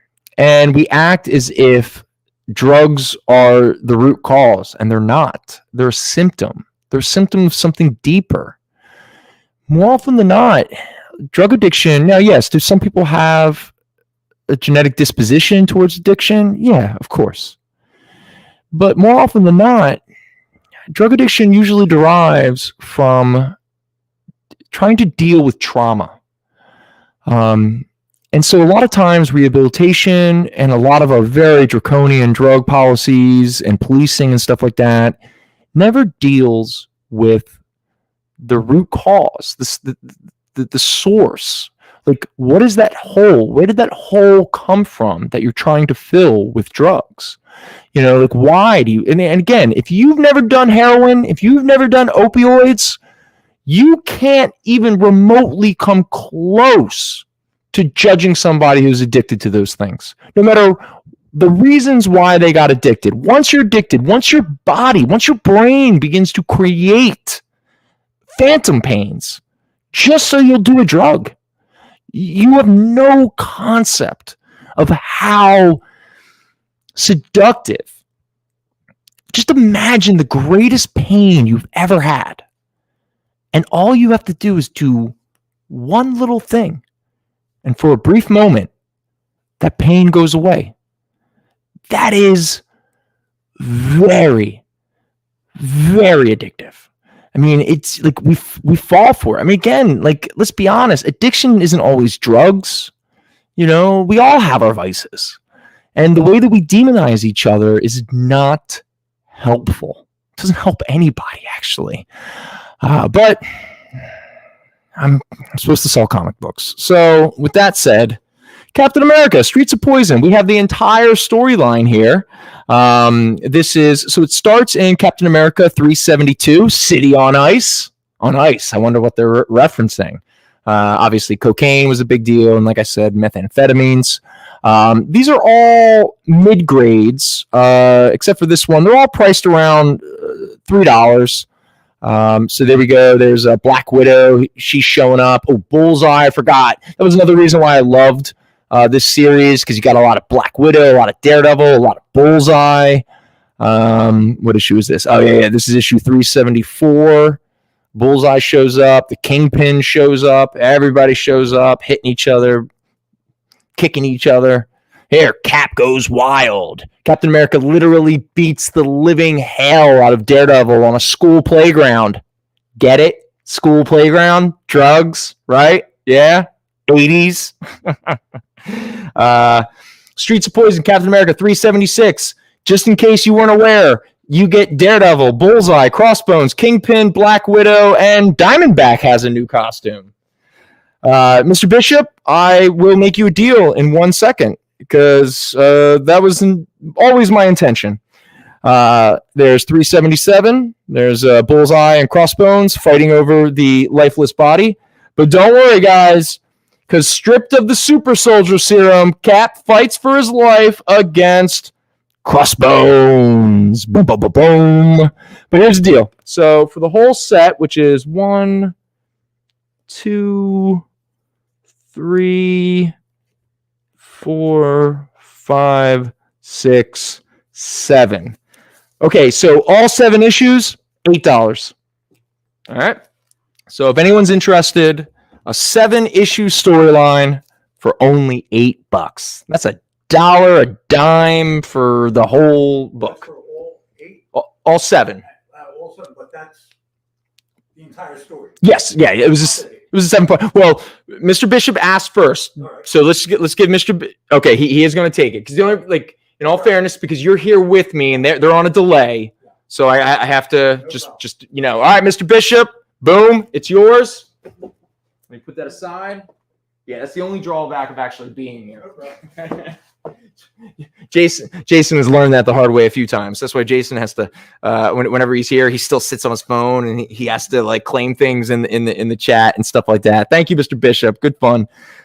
Marvel should have used the series to examine poverty conditions surrounding the 1980s drug epidemic. Zanin, I can't agree with you more, but the likelihood that Marvel in the 80s, especially under Jim Shooter and everyone who came after, had the balls to do that is highly unlikely. But remember, you had Green Lantern, Green Arrow, and Speedy, and then you had the Spider-Man issue. Mm-hmm. So they were starting to get some. But would you say that was more of an exception? Because again, so Dave, for anyone who didn't hear, he brought up the very famous Denny O'Neil, Neil Adams, Green Lantern, Green Arrow series where they tackled it with Speedy. That's quite on the nose. Obviously, yeah, Stan Lee and John Romita who drew those issues, the quote unquote drug issues of Amazing Spider-Man, where it was the first time they didn't have the comic code stamp since that thing came into creation. Zanin, we're always doing a mixtape, my friend. I don't know. I'm so depressed lately. I don't know. Yes, Dave. Don't think of drugs as drugs. Think of them as chemicals. And under that same category, you got Tony Stark with alcohol. Right. With all the chemicals Mm-hmm. that people become addicted to for a variety of reasons. Right. In different ways. It's how each of the characters have been given their moment to shine in dealing with their problem. That's a good point. In fact, bringing it back to Sandman Mystery Theater, I really enjoyed the storyline where Our Man shows up for the very first time, and they openly talk about his addiction to his super pills, pretty much. That in a lot of ways, there's obviously a lot of allusions to amphetamines. What he's taking is, because again, let's be honest, and drugs have been used throughout human history, usually in war. Again, what was the original ingredient? No, it's not an urban legend. The original ingredient in Coca-Cola was cocaine. I mean,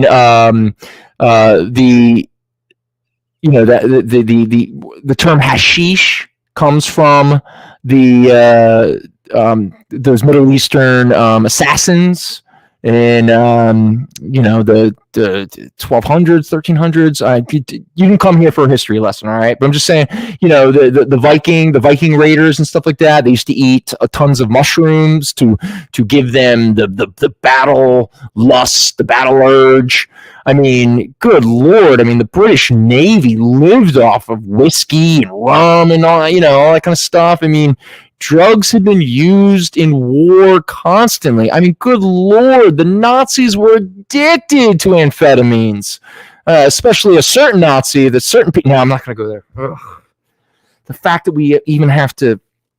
Oh, man. We're living in interesting times, Dave. We're living in interesting times. So what happened just a few years ago with the 2012 with the opioids? It's not just drugs by themselves, it's how the chemicals are marketed and whether or not the people who are behind the marketing actually know the truth and are giving a lot of deception. No, it's very true. I mean, let's be honest. I mean, that's where the opioid crisis came from. I mean, they lied.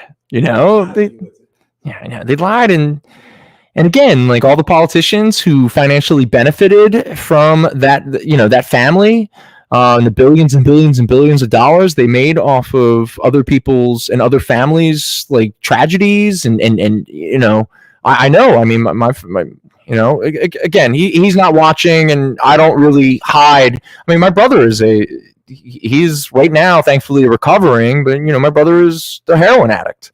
My father was a high functioning alcoholic and drug user.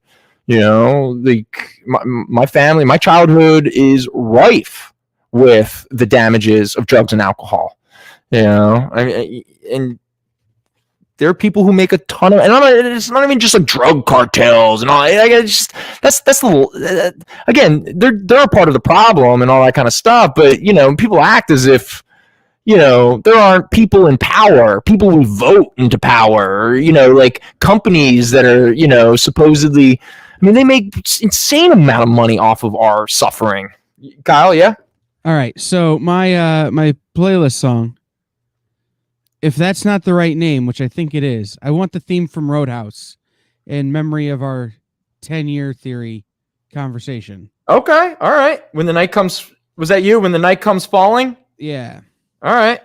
I think that's the right song. All right, I'll look it. I'll look it up, or I'll get rolling to do it. You know what I'm talking about? It gets weird sometimes. The Jeff Healey, that was like the main song in that one. Right. When everyone was when they're behind the cages and everyone's throwing things at them. Yes. Yeah, Kyle, is it 6:30 or 6:45? We have a break. 6:30. Oh shoot! Sorry about that. Yeah. Okay. So let's go to a break. But before we do, I just want to say something real fast because I'm sorry. I haven't been doing well the past few weeks. So I was actually going to ignore the playlist because I didn't give the last week's list to Roland and nothing's come of it. And I feel like a failure. But if we do a playlist next week, which we probably will, I'm going to, without any explanation, I'm going to give you a title that Roland and I agreed with. We were going to do it tonight, but then I was a baby. So I'm not going to explain it. I'm not going to tell you what we mean. I'm just giving you the title of what it will be. And you have to think about what song you're going to bring to us next week. And the title is Music to be Murdered by Your Loved Ones To. Right. Music. Right. I should have wrote it down. Music to be murdered by your loved ones to. Yeah, that's it. Music to be murdered by your loved ones to. All right, there you go. The answer to that one is the Jaws theme. Yeah. Gary, I do have more comics to sell. We'll get into let me just catch up real fast. Oh, let's do a break, and I'm gonna do some songs, and we'll bring up some more comics. You just finished the last episode of your favorite news show, and you just have to talk about it. But all your friends are ghosting you because of that incident last week at the buffet. Oh, you know the one. What you did to that chowder. Ugh. Keeps me up at night. So what do? Join writer Dan Wickline as he breaks down all your favorite pop culture media. Whether it's a review of the latest nerdy TV show or a dive back into the history of your favorite comic characters, Dan's ready to discuss all the hottest topics live. Join the conversation as Dan live streams Tuesday through Thursday at 5 Eastern, 2 Pacific on Twitch, Twitter, YouTube, and Facebook. The Dan Wickline Show on The Experience. Comic culture and sales. To be continued. 3 little words that hold the secret to the next great story. 3 words that will thrill you, confound you, give life to new possibilities. Every variation of To Be Continued is a promise of adventure. A promise of excitement. A promise of unseen wonders and unexplored worlds. A promise that every issue you read makes you a part of a never-ending journey. And behind every page there will be an unopened door waiting for you. This story to be continued at your local comic book shop today. Visit comicshoplocator.com today. Comic Collectibles is here for you every Wednesday with AR Comics for 2 very important reasons. To sell you rare, one-of-a-kind comics that you'll love, and to confuse AR with old man talk. You see, Rex and John are, how should I put this, ancient as the roots of the mountains. So every week, Rex and John fill in AR in yet another area of pop culture that he missed because he's too young, just didn't have the time, or just really doesn't care about. It's a real public service they provide. Come buy some super rare and unique comics, while old men explain long-dead sci-fi shows to a younger man making that confused puppy face. Every Wednesday from 6 to 8 Eastern with Rex, John, and AR Comics. Comic collectibles on the experience. Comic culture and sales. Why was Princess Zelda sad after watching a bunch of YouTube videos? She couldn't find the link in the description. We'll stop if you subscribe to our YouTube channel. It's super easy. Click subscribe and click the bell when you do. And thanks for supporting the EXP. What's up? It's the word man, Gary Lime. That's Dave Proch. And you're checking out Fat Jack's Comicrypt on the experience. Now.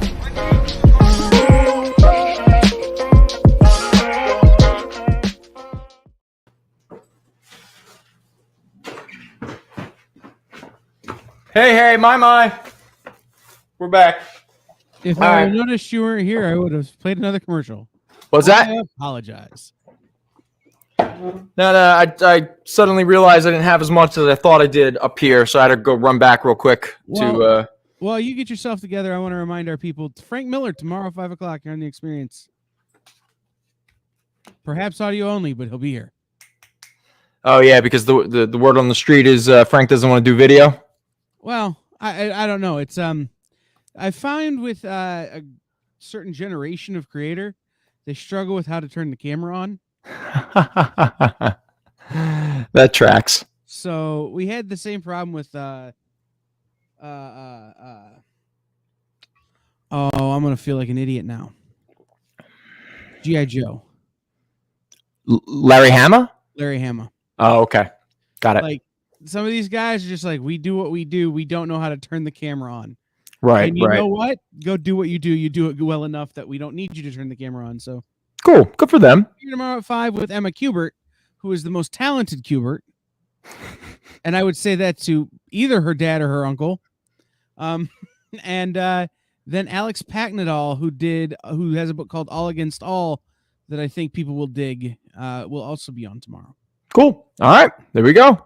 And if anyone didn't hear that, can they find out all this information on like the Experience website or On all the social medias, and if I get my act together and get my head out of my backside, on our website. all right? Cool But beans. I have to put it up there because I'm a schmuck. All right, right on. All right, real quick. So for the last little bit of the last about 10-15 minutes that we have here, for anyone who's still watching, please, if you're interested, hit us up with a song selection. We only have 2 here. And again, for anyone who doesn't know, if we don't get as close to 13 as possible, then Roland has every right to make the mix whatever he wants.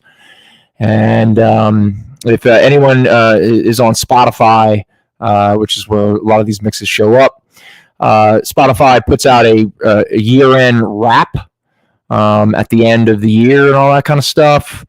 And his, I think primarily because of these mixes and stuff like that, he had over, I think it was like 40,000 minutes of listening.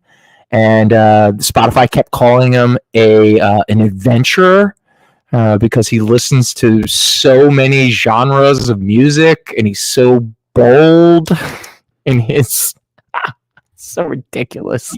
Wait, you did Roland Vale's Spotify Wrapped? Yeah, well, yeah, because he's the only one with the Spotify account, so it comes up as The his. last 2 years has been basically the same 5 bands. Oh, okay. I listen to a lot of different music, but apparently I listen to no one nearly as much as I listen to the Bare Naked Ladies. Really? Oh my god! Wait, like No, the problem is that my mother shares my Spotify account. okay. So my Spotify Wrapped is like this weird, like 3 bands that I'll listen to and 2 bands that she listens to. So it'll be like Warren Zevon and August Burns Red and the Dead Presidents, and then it'll be like Bare Naked Ladies and Stephen Curtis Chapman. And I'm like, what? In all honesty, I will always have a soft spot in my heart for the very first Bare Naked Ladies album, Gordon. Literally, my teenage love and I.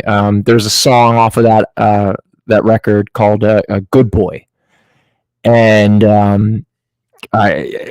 we one night she calls me up. We're teenagers. It's like, junior in high school, and I barely have my license. And she calls me up on like a Tuesday or Wednesday night, school night. It's like 10 o'clock at night. And she's like, "What are you doing?" And I was like, "Oh, nothing. What are you doing?" She's like, "You want to talk?" And I was like, "Forget talking on the phone. Like, I'll come pick you up. Can you come out?" And she's like, "I'll sneak out." And so she snuck out, and we drove around. And I think we got like Slurpees or something at 7-Eleven. And we were just listening to music. We were listening to like ABBA's Gold record. I love that record. And we were listening to like Bjork and PJ Harvey and, like stuff like that and everything. I think we listened to a little Tool. But there's this one point where I put on the Bare Naked Ladies first record, Gordon. And I put on Good Boy. And I was like, this song makes me think of you. And I played it. And at the end of the night, her and I were in love. So... I don't know. Whenever I think of the Bare Naked Ladies, it actually it makes me feel good. So, funny story. I was for 6 weeks an honorary naked lady. Okay. Tyler Stewart had to have shoulder surgery at one point, and I was hired to be sort of fat, sort of bald drummer guy. Okay. So they didn't have to cancel dates like at county fairs in the western states here. Got it. Places where they weren't going to sell big tickets anyway. Okay. But they didn't want to cancel those dates, so they just hired me. And it was like I had 3 weeks to learn the whole catalog, and I basically got the Peterborough and the Kawarthas and stopped. I'm like, you know what? Not that good of a band. I can fake it. It was one of the best 6 weeks of my life. Dude, honestly, man, I envy you. That sounds awesome. Yeah. Like the only way your story is better than mine is you weren't a life-defining love of my life. It's one of those weird things. It's like, I can't believe that happened, but also if I never hear like the theme from The Big Bang Theory again at all. Well, that's F that. In fact, when it comes to the Bare Naked Ladies, I sound so ridiculous, but the first 3 records, everything up until the 4th album, which is where the song 1 Week came from, and if you don't know what that song is, don't look it up. You will go insane. Their new record is pretty good. It's very. Do you remember when you? This is going to be a weird analogy. Do you remember when Green Day got political? American Idiot, right? Parker. Well, it was kind of the end of the record before that. Don't be scared. Come on, baby girl. Oh, no. Parker's mad. She's like, stop talking about Green Day. She's scared of Dave. But go on. I'm sorry, anyway, Kyle. Go on. Kind of the end of the record before American Idiot, but yes, this is Bare Naked Ladies' American Idiot. Okay. Canadian. So it's hysterical. Just so we're clear, like when they went political, will I be upset that I have fond memories of early Bare Naked Ladies? Okay. Because they're political about like Canada. Which is Got it. Everything's great except for like other stuff. Parker's being a real bitch. Parker, sit. All right, real quick. If anyone's still watching, which there's no evidence they are, here's a bunch of dollar comic books. So back in the early 2000s, Marvel did a Marvel Selects Spider-Man miniseries, which is pretty much reprinting Amazing Spider-Man 100 through 105, I guess. So, and these are all dollar comic books, okay? So I'm not even going to get into it. So this reprints Amazing Spider-Man 100. Here we have the first appearance of Morbius, Amazing Spider-Man 101. We get the continuation in 102 of the Morbius storyline. We also get then when Spider-Man goes off to the Savage Land to fight like Kraven and a bunch of other. In fact, we actually had, I think, the issue that's reprinted in this is we actually do have the original. I think it's 104. And then we have one of the early appearances of the Prowler. There we go. Again, all dollar comic books. Oh, cool. Zanin. All right. Some more Manic Street Preachers. I'm down for it, brother. I am down for it. Autumn Song. Good one. Next up, we have two issues of Marvel Double Feature. All right. Now, at this point, they were reprinting Tales. Parker, why are you being such an asshole all of a sudden? Stop it. Sit. You were asleep for so long, being such a good girl. And now suddenly you're just like, I'm going to bark. I'm going to yell. This is Marvel Double Feature number 7, featuring Captain America and Iron Man, reprinting the first appearance of the Tumbler. For anybody who's never read Captain America comic books before, there's a fun little anecdote about the Tumbler. There was a period in the... Well, definitely in the Bronze Age. It was around the time when Steve Englehart was writing the Avengers series. So this would have been during the Avengers Defenders War, when the Avengers were fighting the second iteration of the Zodiac. Right before, like when the whole Mantis's origin was going down and everything. Captain America was not in the Avengers for a period of time because he was running from the law because he was falsely accused of killing the Tumbler, which, in all honesty, Captain America should have probably killed him because he's the Tumbler. Next up, we have Marvel Double Feature number 13. This is Bucky Goes Berserk. Oh, Mr. John McClane, how you doing, buddy? I didn't know if you were with us tonight. How you been? All right, so you're claiming all of the Marvel Selects Spider-Mans for $1 each. All right, buddy, I got you. All right, Mr. Ebner. Cool, man. All right, yeah, we got our little Marvel double features for anyone who's interested. All right. Cap and Falcon 169. Zanin, is that what this issue is? Wait, hold on. Cap 169.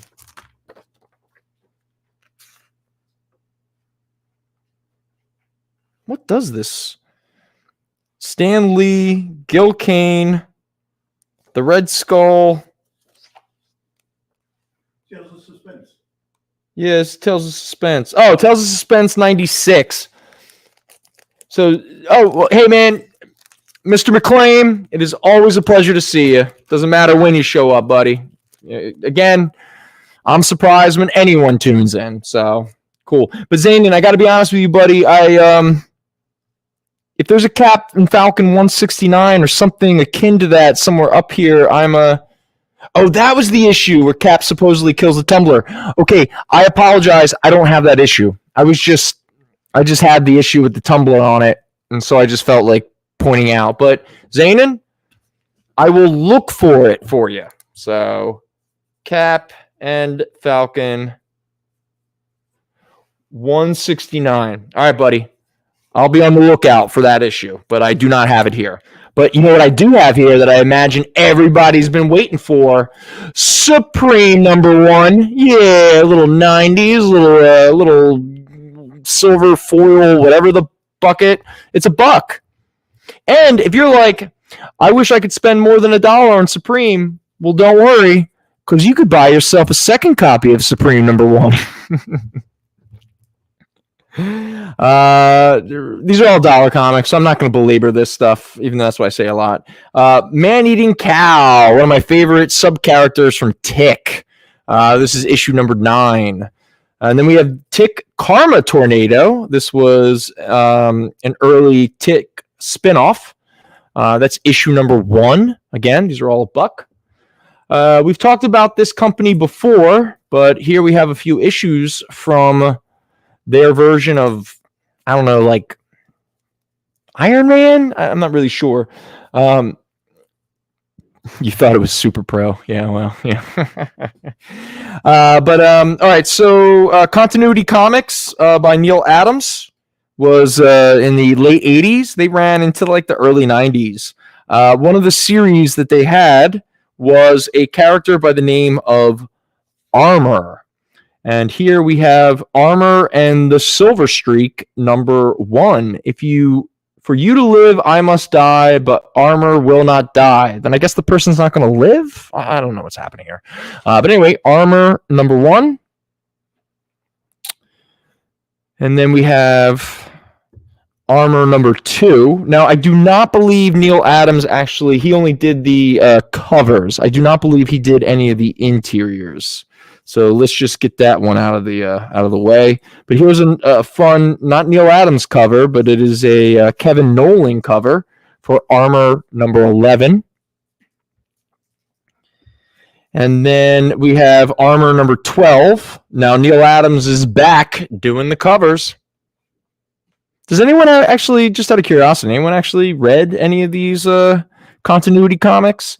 We get volume 2 of Armor. This is issue #4 with an early Jason Pearson cover. Again, these are all $1. And another Jason Pearson cover. This is volume 2 of Armor, #5. All right. Oh, Zanin. All right. Claiming Armor #1. Okay, buddy. Let me just find it. Oh, now you want Dave's attention because you heard him open up a bag of food? She's like, oh, wait a minute, Dave. I'm your best friend. I'm sorry for barking at you. Can you give me whatever you're eating over there? No. Next up, we're going to stick in the indies for a little bit. This was an indie. So soon after he left, soon after Joe Quesada and Jimmy Palmiotti left Marvel for a brief period of time after their big runs on X Factor, I believe at the time they were still doing with DC. They were doing the sort of Azrael miniseries, things of that nature. They decided to do their own comic book company that was Event Comics. And their big character was a super-powered fireman. Yay! His name was Ash. And here we have a couple... we do not have issue #1. Ash did not last for very long. It only made it to 6 issues. We have issue 2 through 6. Like I said, we do not have issue #1. I apologize. I know, we're almost ready to leave. Okay, baby girl. But these are all $1. Here's issue 2. Issue 3. Issue 4. This is the issue #5, where the Hildebrandt brothers, Greg and Tim, they did a little jam band issue with Quesada and Palmiotti, where they would illustrate and paint their character on all the pages, and Quesada and Palmiotti would draw their character. So I don't know how long this issue took to actually get done, but this is issue #5. And the final issue of the original Ash series is 2 covers. It's issue #6. We have both covers. One is from Mark Teixeira, and the other one is from the aforementioned Quesada and Palmiotti. Issue #6. Now, again, they're all $1. And that's about it. So we are officially at the end of the show. So it is 6:58. Thank you very much for everyone who has hung out with us today. I really appreciate, as always, all of your time and attention. We never really did establish the whole 10-year hypothesis. It's still open to debate, let's say. But again, when we come back next week, we'll be doing another mix. Music to be murdered by your loved ones to. That is the theme, title, whatever you want to call it. But either way, we're living... It's dark month, okay? A lot of nights and all that kind of stuff. And the only thing I can say is I'm grateful and I appreciate all of you. I look forward to seeing you again. And I really do from the bottom of my heart, I hope you have a wonderful week. I hope you and all your loved ones are healthy, and you are only met with joy, laughter, and all that other fun stuff. I will be the sin eater who will swallow all of your pain. Yeah. So until next time, we're Fat Jack's Comicrypt. I'm some jackass, and I look forward to seeing you again. Have a wonderful night. Go Birds. Join the party. Head over to our link tree to find all the links for everywhere the experience is all the time.